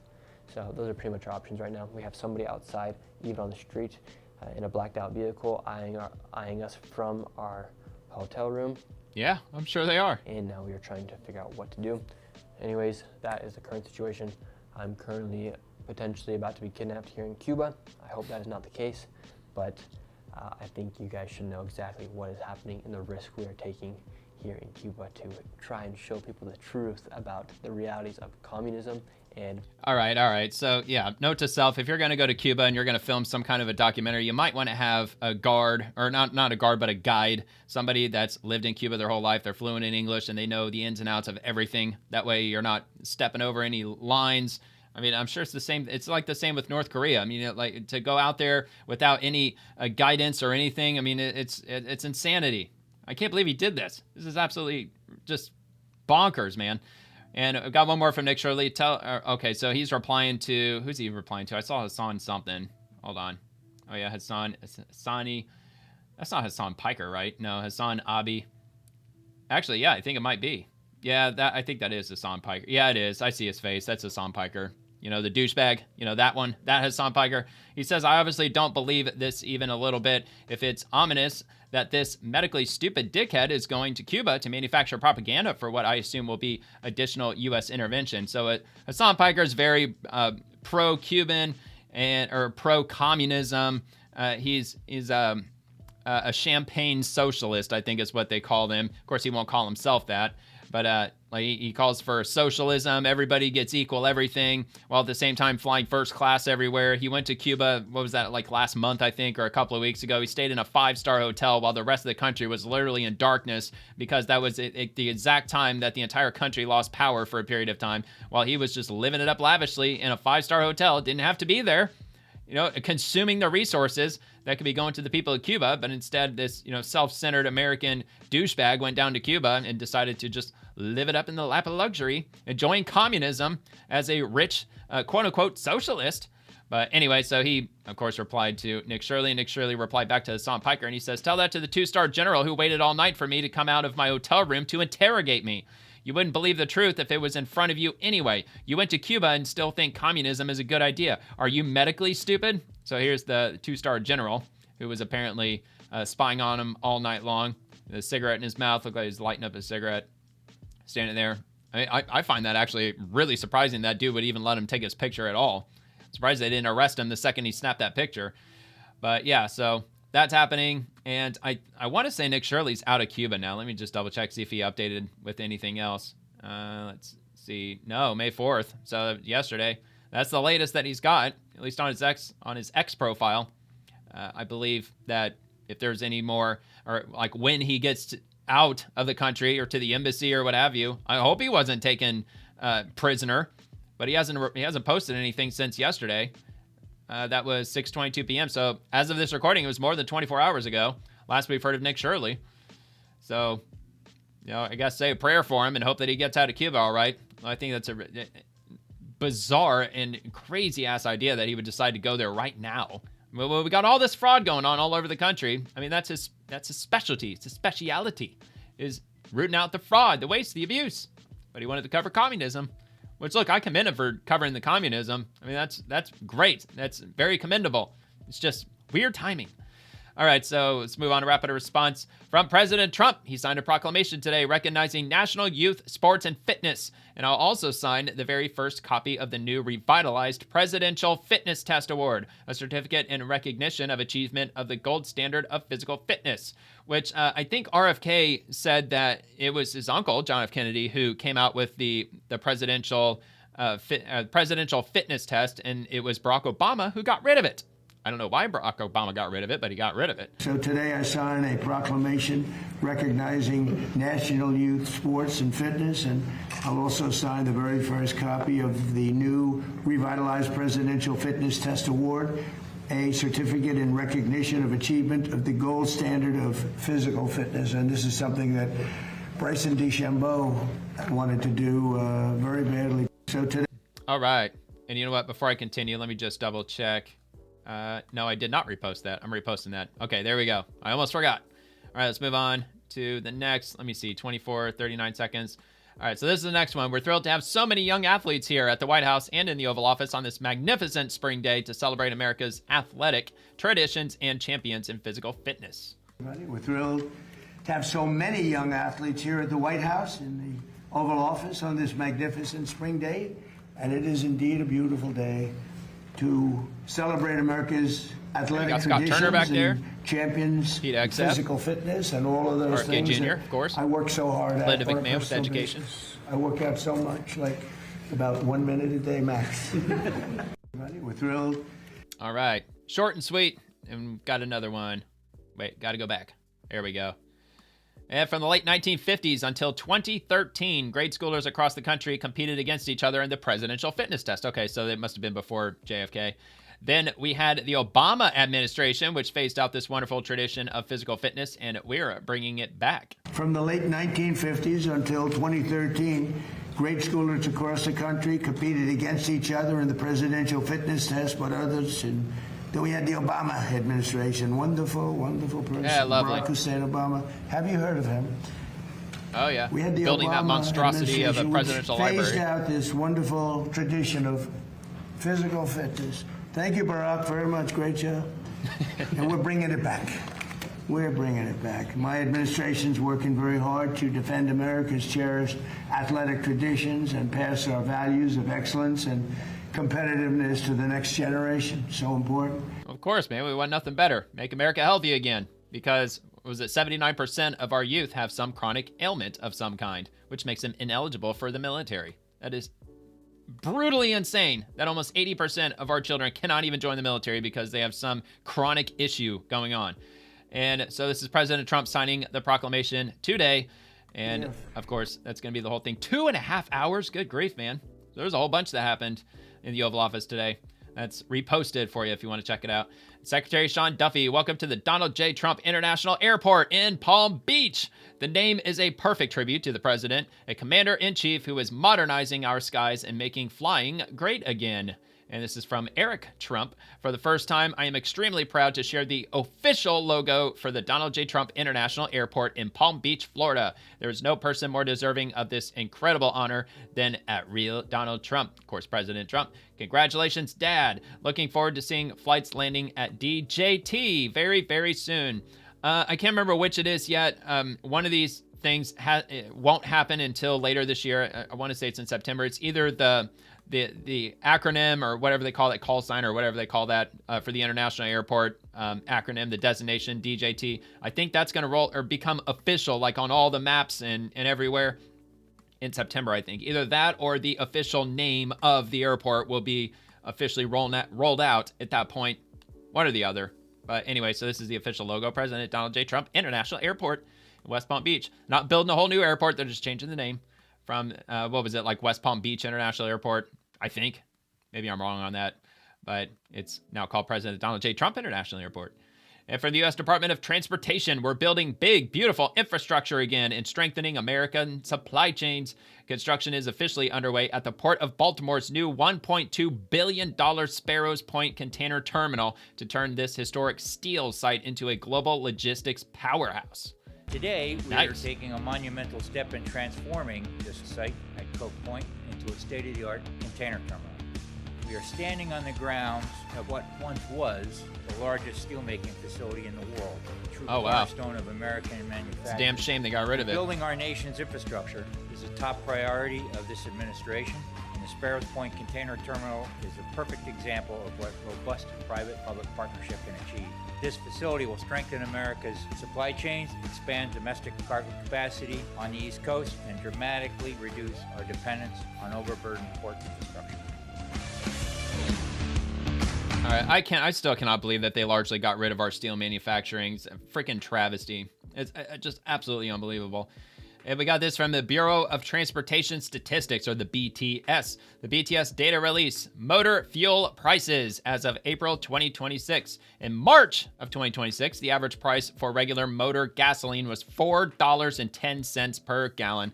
It's up 12.8% from March of 2026. That doesn't make any sense. It's up 12.8% from the same month. I think that's a typo. I'm pretty sure they meant to say April of 2026. So let's just assume that that means April of 2026. It's up 12.8% from March of 2026, because now we're in the month of May, of course. And it was up 29.4% from April of 2025, from a year earlier. The average price for diesel number 2 was $5.50 in April, up 11.8% from March of 2026, and up 54.2% from April of 2025. That is not good, man. That is bad news, because that means it's going to start hitting us in our goods, groceries, and all the other consumer goods because of trucking. Because if diesel goes up that much, well, then I would argue that it would probably start hitting the bottom line at some point. You know, I guess we can hope and pray that it doesn't. But dude, $5.50, that is crazy high. I still don't think that was higher than back in the Biden administration. I'm sure it was still much higher than that. Monthly sales price for transportation fuel to end users, April 2025 to April 2026. So there you go. There's the graph. The line graph. Diesel number 2 and regular gas, all formulations. So yeah, man, diesel really rocketed up That's a bad sign, man. So let's hope that they can get that down ASAP. And from the TSA, which kind of irrelevant now, but I guess if you want to take this away with you if you're going traveling soon, the TSA says, I don't know who needs to hear this today, but yes, you can bring tacos through airport security. So I don't know if that's just only for today or if they're just simply making a joke. I don't think they're making a joke. It's on their official profile. It's got the gray check mark, so it's a government entity, the TSA, the official X account of the Transportation Security Administration. Anyway, and we got this one from the White House. Happy Cinco de Mayo to all who celebrate with Chuck Schumer and Timu Obama Hakeem Jeffries. I love illegal immigrants with their tortilla chips and their salsa, the sombreros. Actually, do I still have the sombrero? Let me see. No, I think I got rid of it. Yeah, I did. I had a sombrero icon or a sombrero image like positioned up at the top of the screen because there for a little while, every time that I showed Hakeem Jeffries press conferences, I would drop the sombrero on top of his head. But yeah, I think I got rid of it. Oh, well. From the BLS Labor Statistics, we wish teachers a very happy National Teachers Day.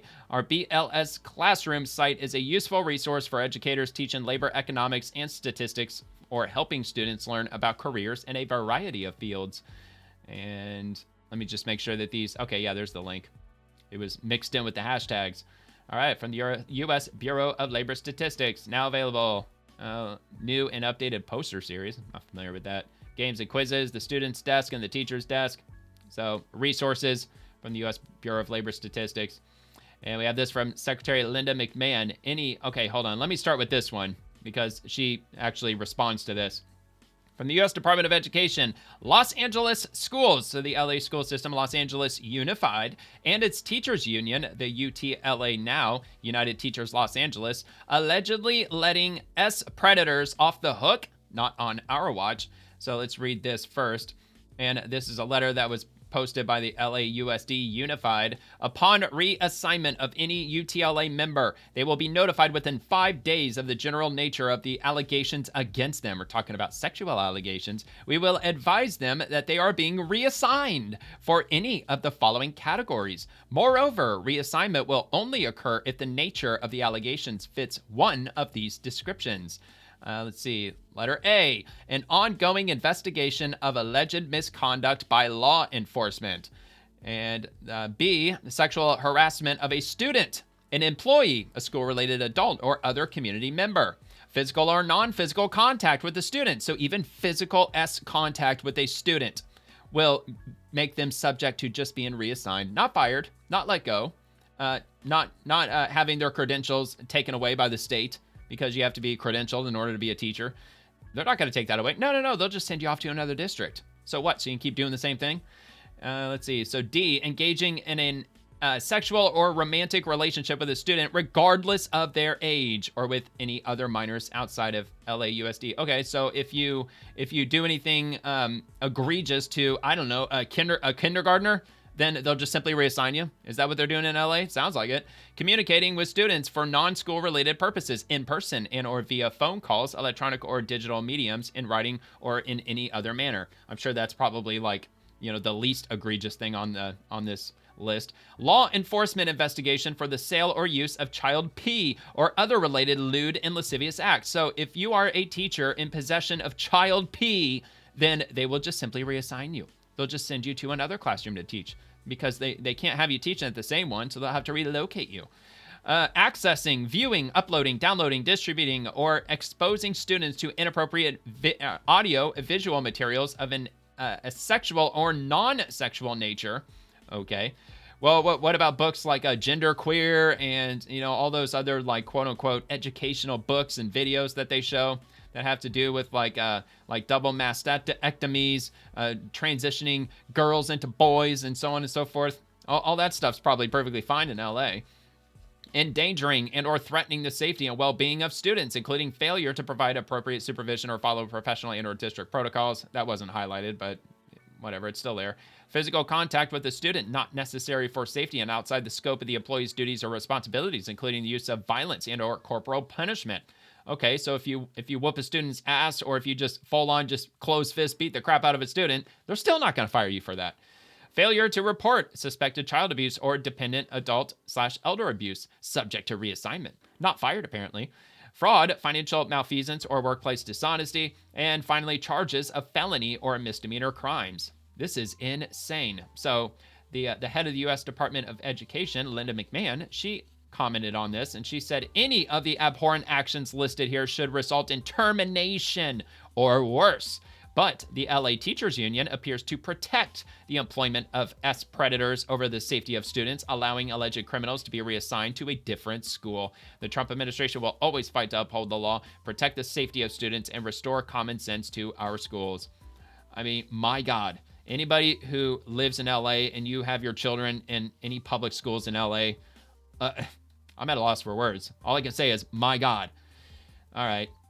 So, okay. Moving on to Larry. Not simply Larry. Larry O'Connor. Larry O'Connor, he says, left.wing.violence. This is from the New York Post, which he added below his post. It says, alleged Palisades arsonist became fixated with Luigi Mangione, started a blaze out of resentment of the rich. And the prosecutors, I guess it trails on from there. Alleged Palisades arsonist became fixated. Anyway, honestly, might show my overall ignorance, but I'm not familiar with who this guy is. Luigi. Oh, okay. So it's Luigi Mangione, and he is the 26, 27-year-old Maryland native accused of the December 4th, 2024 murder of United Healthcare CEO Brian Thompson in New York City. Okay, so now I know him. I couldn't remember the guy or who he was exactly, but now I remember. So anyway, he had become fixated on Luigi Mangione, and in the lead up to the deadly blaze, and then allegedly suggested the inferno was started out of resentment of the rich, prosecutor said. Okay, well, it wasn't just rich people. There was a lot of middle-class people, as far as I understand, who were victimized because of his insane action of starting a fire which burned down the Palisades. It was at 8,500 buildings and houses, mostly houses. Jonathan Rinderknecht, age 30, was obsessed with the accused healthcare CEO killer and had routinely searched free Luigi Mangione and let's take down all the billionaires online, court documents show. Let's see. In the weeks and hours before allegedly sparking the blaze that triggered the catastrophic Palisades fire, Rinderknecht also worked as an Uber driver, and he ranted to customers about Mangione's arrest too. Many of defendants' Uber passengers on December 31st, 2024 and January 1st, 2025 described defendant as angry, intense, driving erratically, and ranting about being pissed off at the world. In Luigi Mangione's and also capitalism and vigilantism, prosecutors noted in a trial memorandum. When asked why someone would ultimately set the blaze, Rinderknecht allegedly responded that it would be out of resentment of the rich enjoying their money as we're basically being enslaved by them, and compared such an act of desperation to the murder for which Mangione was charged, according to the memo. Well, dude, if you're not getting paid enough, then find somewhere else to work. You got to figure it out. I mean, that's what everybody's done, or everybody has to do, including the rich. The people who are rich, they somehow figured it out. They had a good idea. They took a lot of big risks, and it simply worked out for them. Rinderknecht has pleaded not guilty to a string of federal arson charges for sparking the inferno that leveled 7,000 homes. Okay, I thought it was over 8,000, but who's counting, I guess. And businesses, caused $150 billion in damages and left 12 people dead in early of 2025. The alleged firebug has been jailed without bail since his arrest last October. I'm assuming they're charging him with 12 counts of murder, because that's exactly what he did. He killed 12 people. I don't know if you want to call it second degree, third degree, whatever it is. He still murdered 12 people by setting that fire. Yeah, and obviously good luck getting that money back, because like that was such a crazy expensive inferno burning down the Pacific Palisades that I'm sure entire insurance companies are probably going to ultimately go bankrupt as a result of this. Which, I mean, some people may have an argument or may actually be on the side of that some insurance companies should be going bankrupt, because, they've been a real thorn in the side of a lot of people, especially in the Palisades. All right, so anyway, this came from Elon Musk, and he just simply says, banger. I've not seen this yet. I just knew that this had to do with the Palisades, and I think this is just like California in general. So let's have a look at this and see where this goes.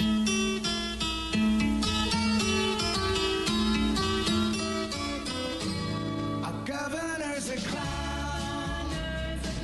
So's the mayor of LA.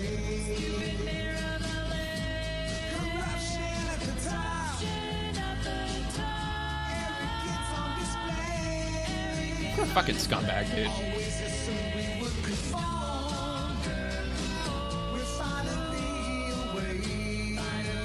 Maxine Waters, lowest IQ in Congress.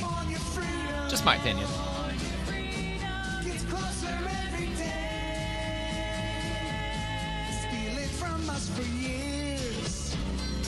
Still waiting on that bullet train. Yearly droughts with record rain. Runs to the sea and down the drain. That's actually true. And you know what? That's nothing new. If you ever seen the movie Chinatown with Jack Nicholson back in the 70s, like the whole premise of the movie was centered around that, around them like dumping all that waste or all that rainwater that they were supposed to have like on retention for the orange groves that were outside the city of LA. They were dumping it all out into the ocean, and he was on to him, and that led him to his nose getting cut. But yeah, I mean, that's nothing new. And yeah, dude, like they had record rainfall. What was it, just a couple of months or a few months ago? They had what was that called? Like a pineapple express or something like that. Like there's a term having to do with like this weather phenomenon that they got. They even got like full on thunderstorms in LA. Like they got, well, and they also had like a tropical storm recently too, didn't they? Anyway, whatever.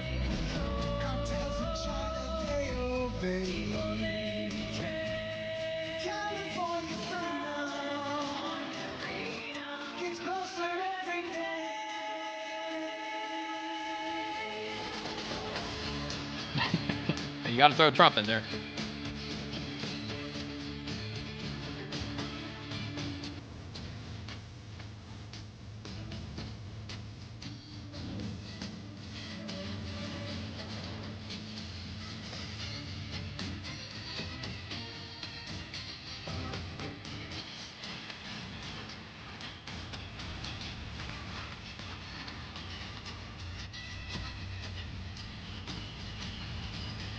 Homeless in every town. Driving families away. Yeah, there's California for you. Looks like what Hollywood's envisioned for the future. The dystopia.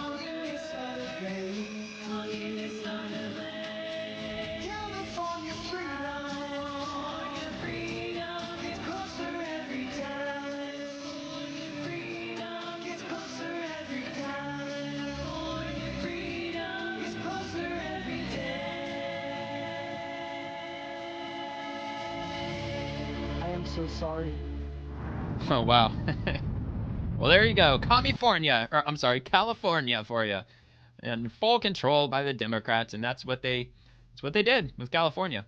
So anyway, if this video doesn't end up going up until like 2 o'clock in the morning, it's because YouTube made me take down that section because of the whole like copyright music. I don't even know if that song's even copyrighted or not. If it is, then they're going to make me cut it out, which means it's going to take me like an extra 2-3 hours to upload this freaking video. All right, so I'm just going to hope that doesn't happen. All right, so moving on to Chairman Joe Gruters. The Democrats have gone so far to the left, they are propping up Graham Plattner in Maine, who has used racial slurs and has a literal Nazi tattoo.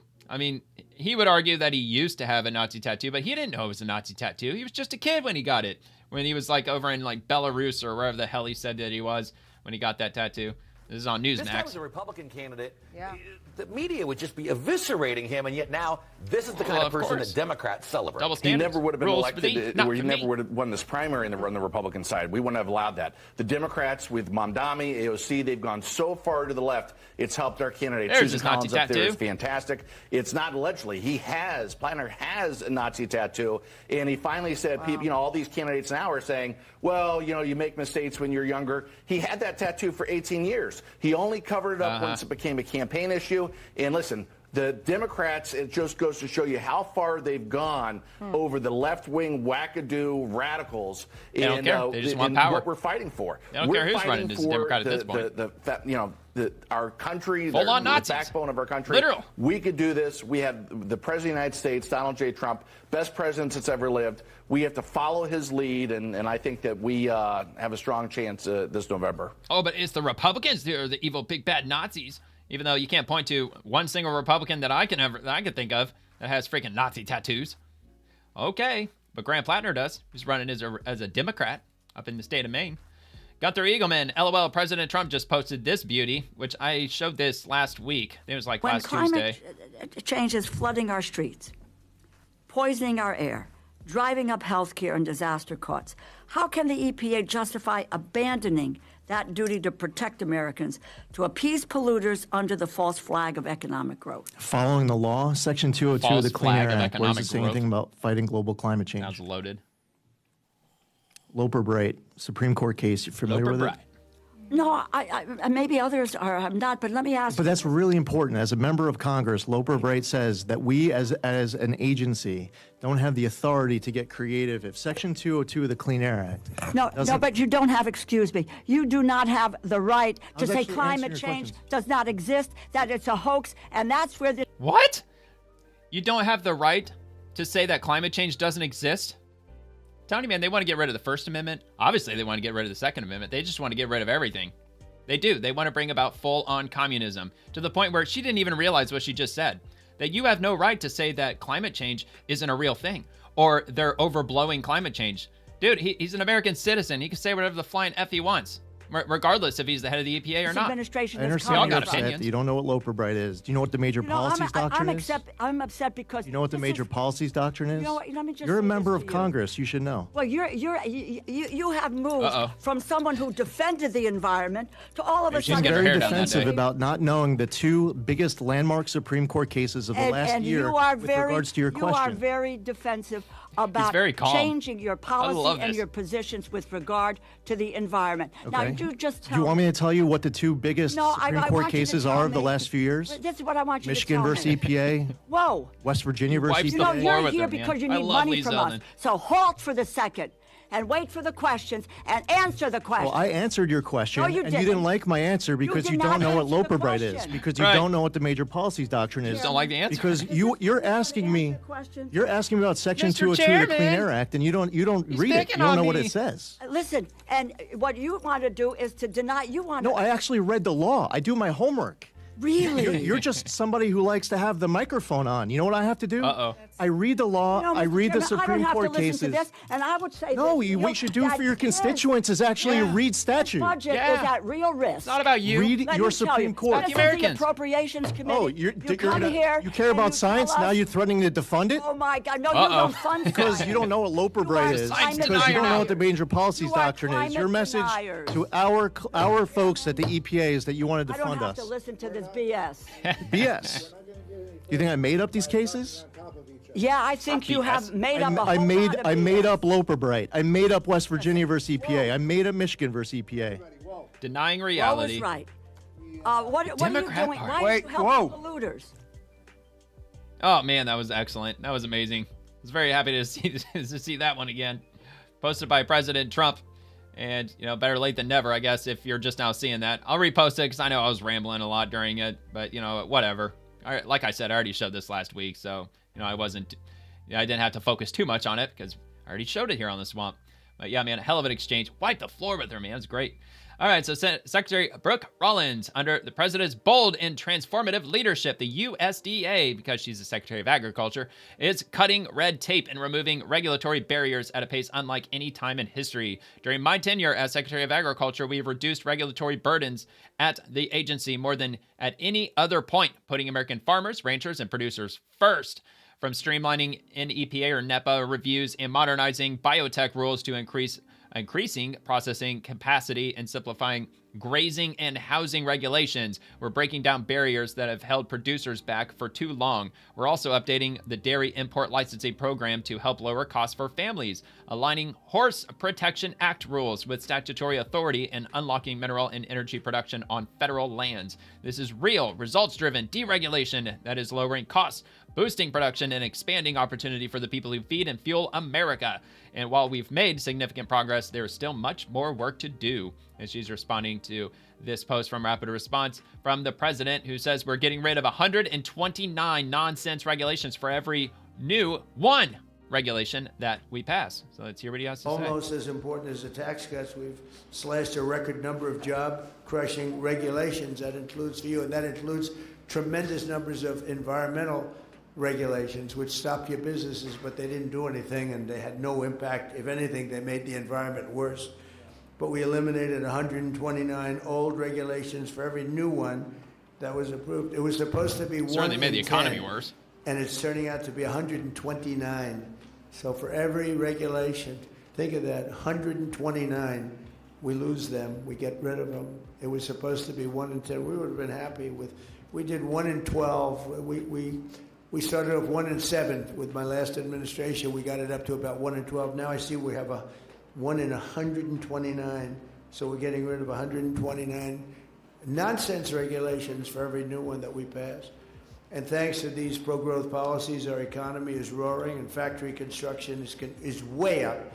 Consumer confidence is way up. Business investment is more than triple compared to that of just a short time ago. When was the last time Democrats got rid of a single regulation? Nobody can believe it. And nobody can believe the $18 trillion number that we gave you, because it's a record for any country, not just here. It's for any country. And a lot of that had to do with November 5th, but a lot of it had to do with tariffs. We charge tariffs to companies when they come in. A couple of you were just saying to me that you're getting hurt by China and other countries making a product that's not as good, but it's less money because of the fact that there were no guards, no safeties for you, and we've changed a lot of it. Some have said you've absolutely saved our business, but because of the use of tariffs, we have all this money, because if they come in and build a business here, if they build their plant here, there are no tariffs.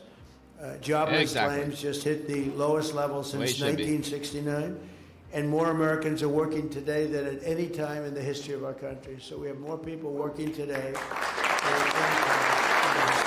By the numbers. A lot of people at work, hard at work. Not everybody can find a job, but there's a lot of jobs still to be had. All right. Hey, let's rock and roll to the next from Secretary Doug Burgum, Secretary of the Interior. On Missing and Murdered Indigenous Peoples Awareness Day, we remember those we've lost and stand with the communities still searching for loved ones. Under President Trump and the Department of the Interior will continue to honor Native communities, seek justice, and ensure families get the answers they deserve. On Missing and Murdered Indigenous Peoples Awareness Day, we remember and honor those we have lost. And we stand alongside the families and communities still searching for family members and answers. This crisis has impacted Native communities for far too long, and it demands sustained attention and action. President Donald Trump has made strengthening law enforcement a central priority, emphasizing greater resources, stronger enforcement, and a commitment to public safety. At the Department of the Interior, we are committed to confronting this challenge by enhancing coordination across law enforcement, supporting our Missing and Murdered unit in bringing answers to families and communities. Working in partnership with our tribal nations, our responsibility is clear: to stand together in honoring Native communities, seeking justice, and ensuring families find their loved ones and the answers they deserve. Well, it's good. It's good they're directing more resources to the tribal communities to try to find those who are missing or feared, murdered, or even those who they found that were murdered and still unsolved. It'd be great to get more resources to try to close some more or some of those cases and hopefully find some who are still missing. All right, so NASA History Office. This happened today. Well, 1961, on this day, May 5th, Freedom 7 soars into space with NASA astronaut Alan Shepard aboard, the United States' first human spaceflight. 65 years later, the same pioneering spirit fuels the Artemis missions, working to establish a long-term lunar presence. And of course, he's not the first ever human being to go into space. That title goes to the Russians. I can't remember what his name was, like Sergey or I don't even know. Yuri, I think, right? Yuri something. All right, whatever. It's been a long time since I've learned about that. Anyway, and we're going to finish off with Jessica Meir, and she is with NASA. She is a NASA astronaut and also a scientist, mother explorer, nature lover, currently living on board the International Space Station right now. And she says, "Nice catch, Astro Reed." And let's see who Astro Reed. Okay, also an astronaut, assuming on board the space station. "From our shared legacy of almost 26 years of a continuous human presence conducting science and technology demonstrations on the space station to the successful return to the moon with the Artemis II mission, all of us at NASA are so excited to have entered the NASA Artemis era. We explore together as one humankind." All right, here we go.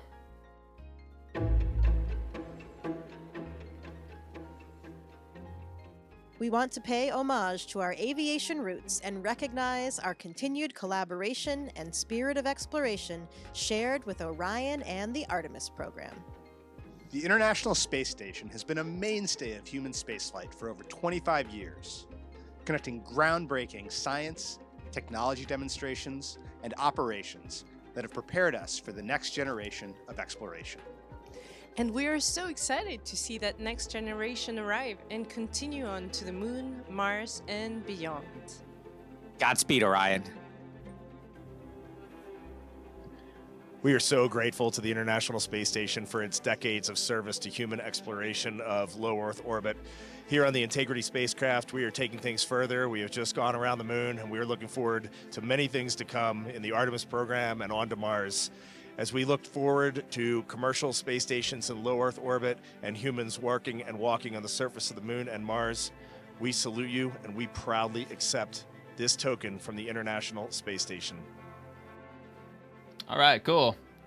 Apologies for glitching. I think that might have been on my end. I don't know. I think I'm having some computer issues today. But anyway, that appears to be all I've got. So anyway, I guess I'll continue with the next one tomorrow. And if you enjoyed tonight's episode, please like the video and subscribe to the channel. And I'll be back tomorrow night as we explore the swamp Monday through Friday and everyone in it. The bureaucrats, the agencies, the politicians, the administration. Also, I post daily on X, which is where you can peek at some of the content for tomorrow's episode. And don't forget, the video clips from tonight will begin dropping on the channel tomorrow at 8 a.m. Eastern. Thank you very much for watching. Always remember to stay positive. God bless the troops, and God bless America.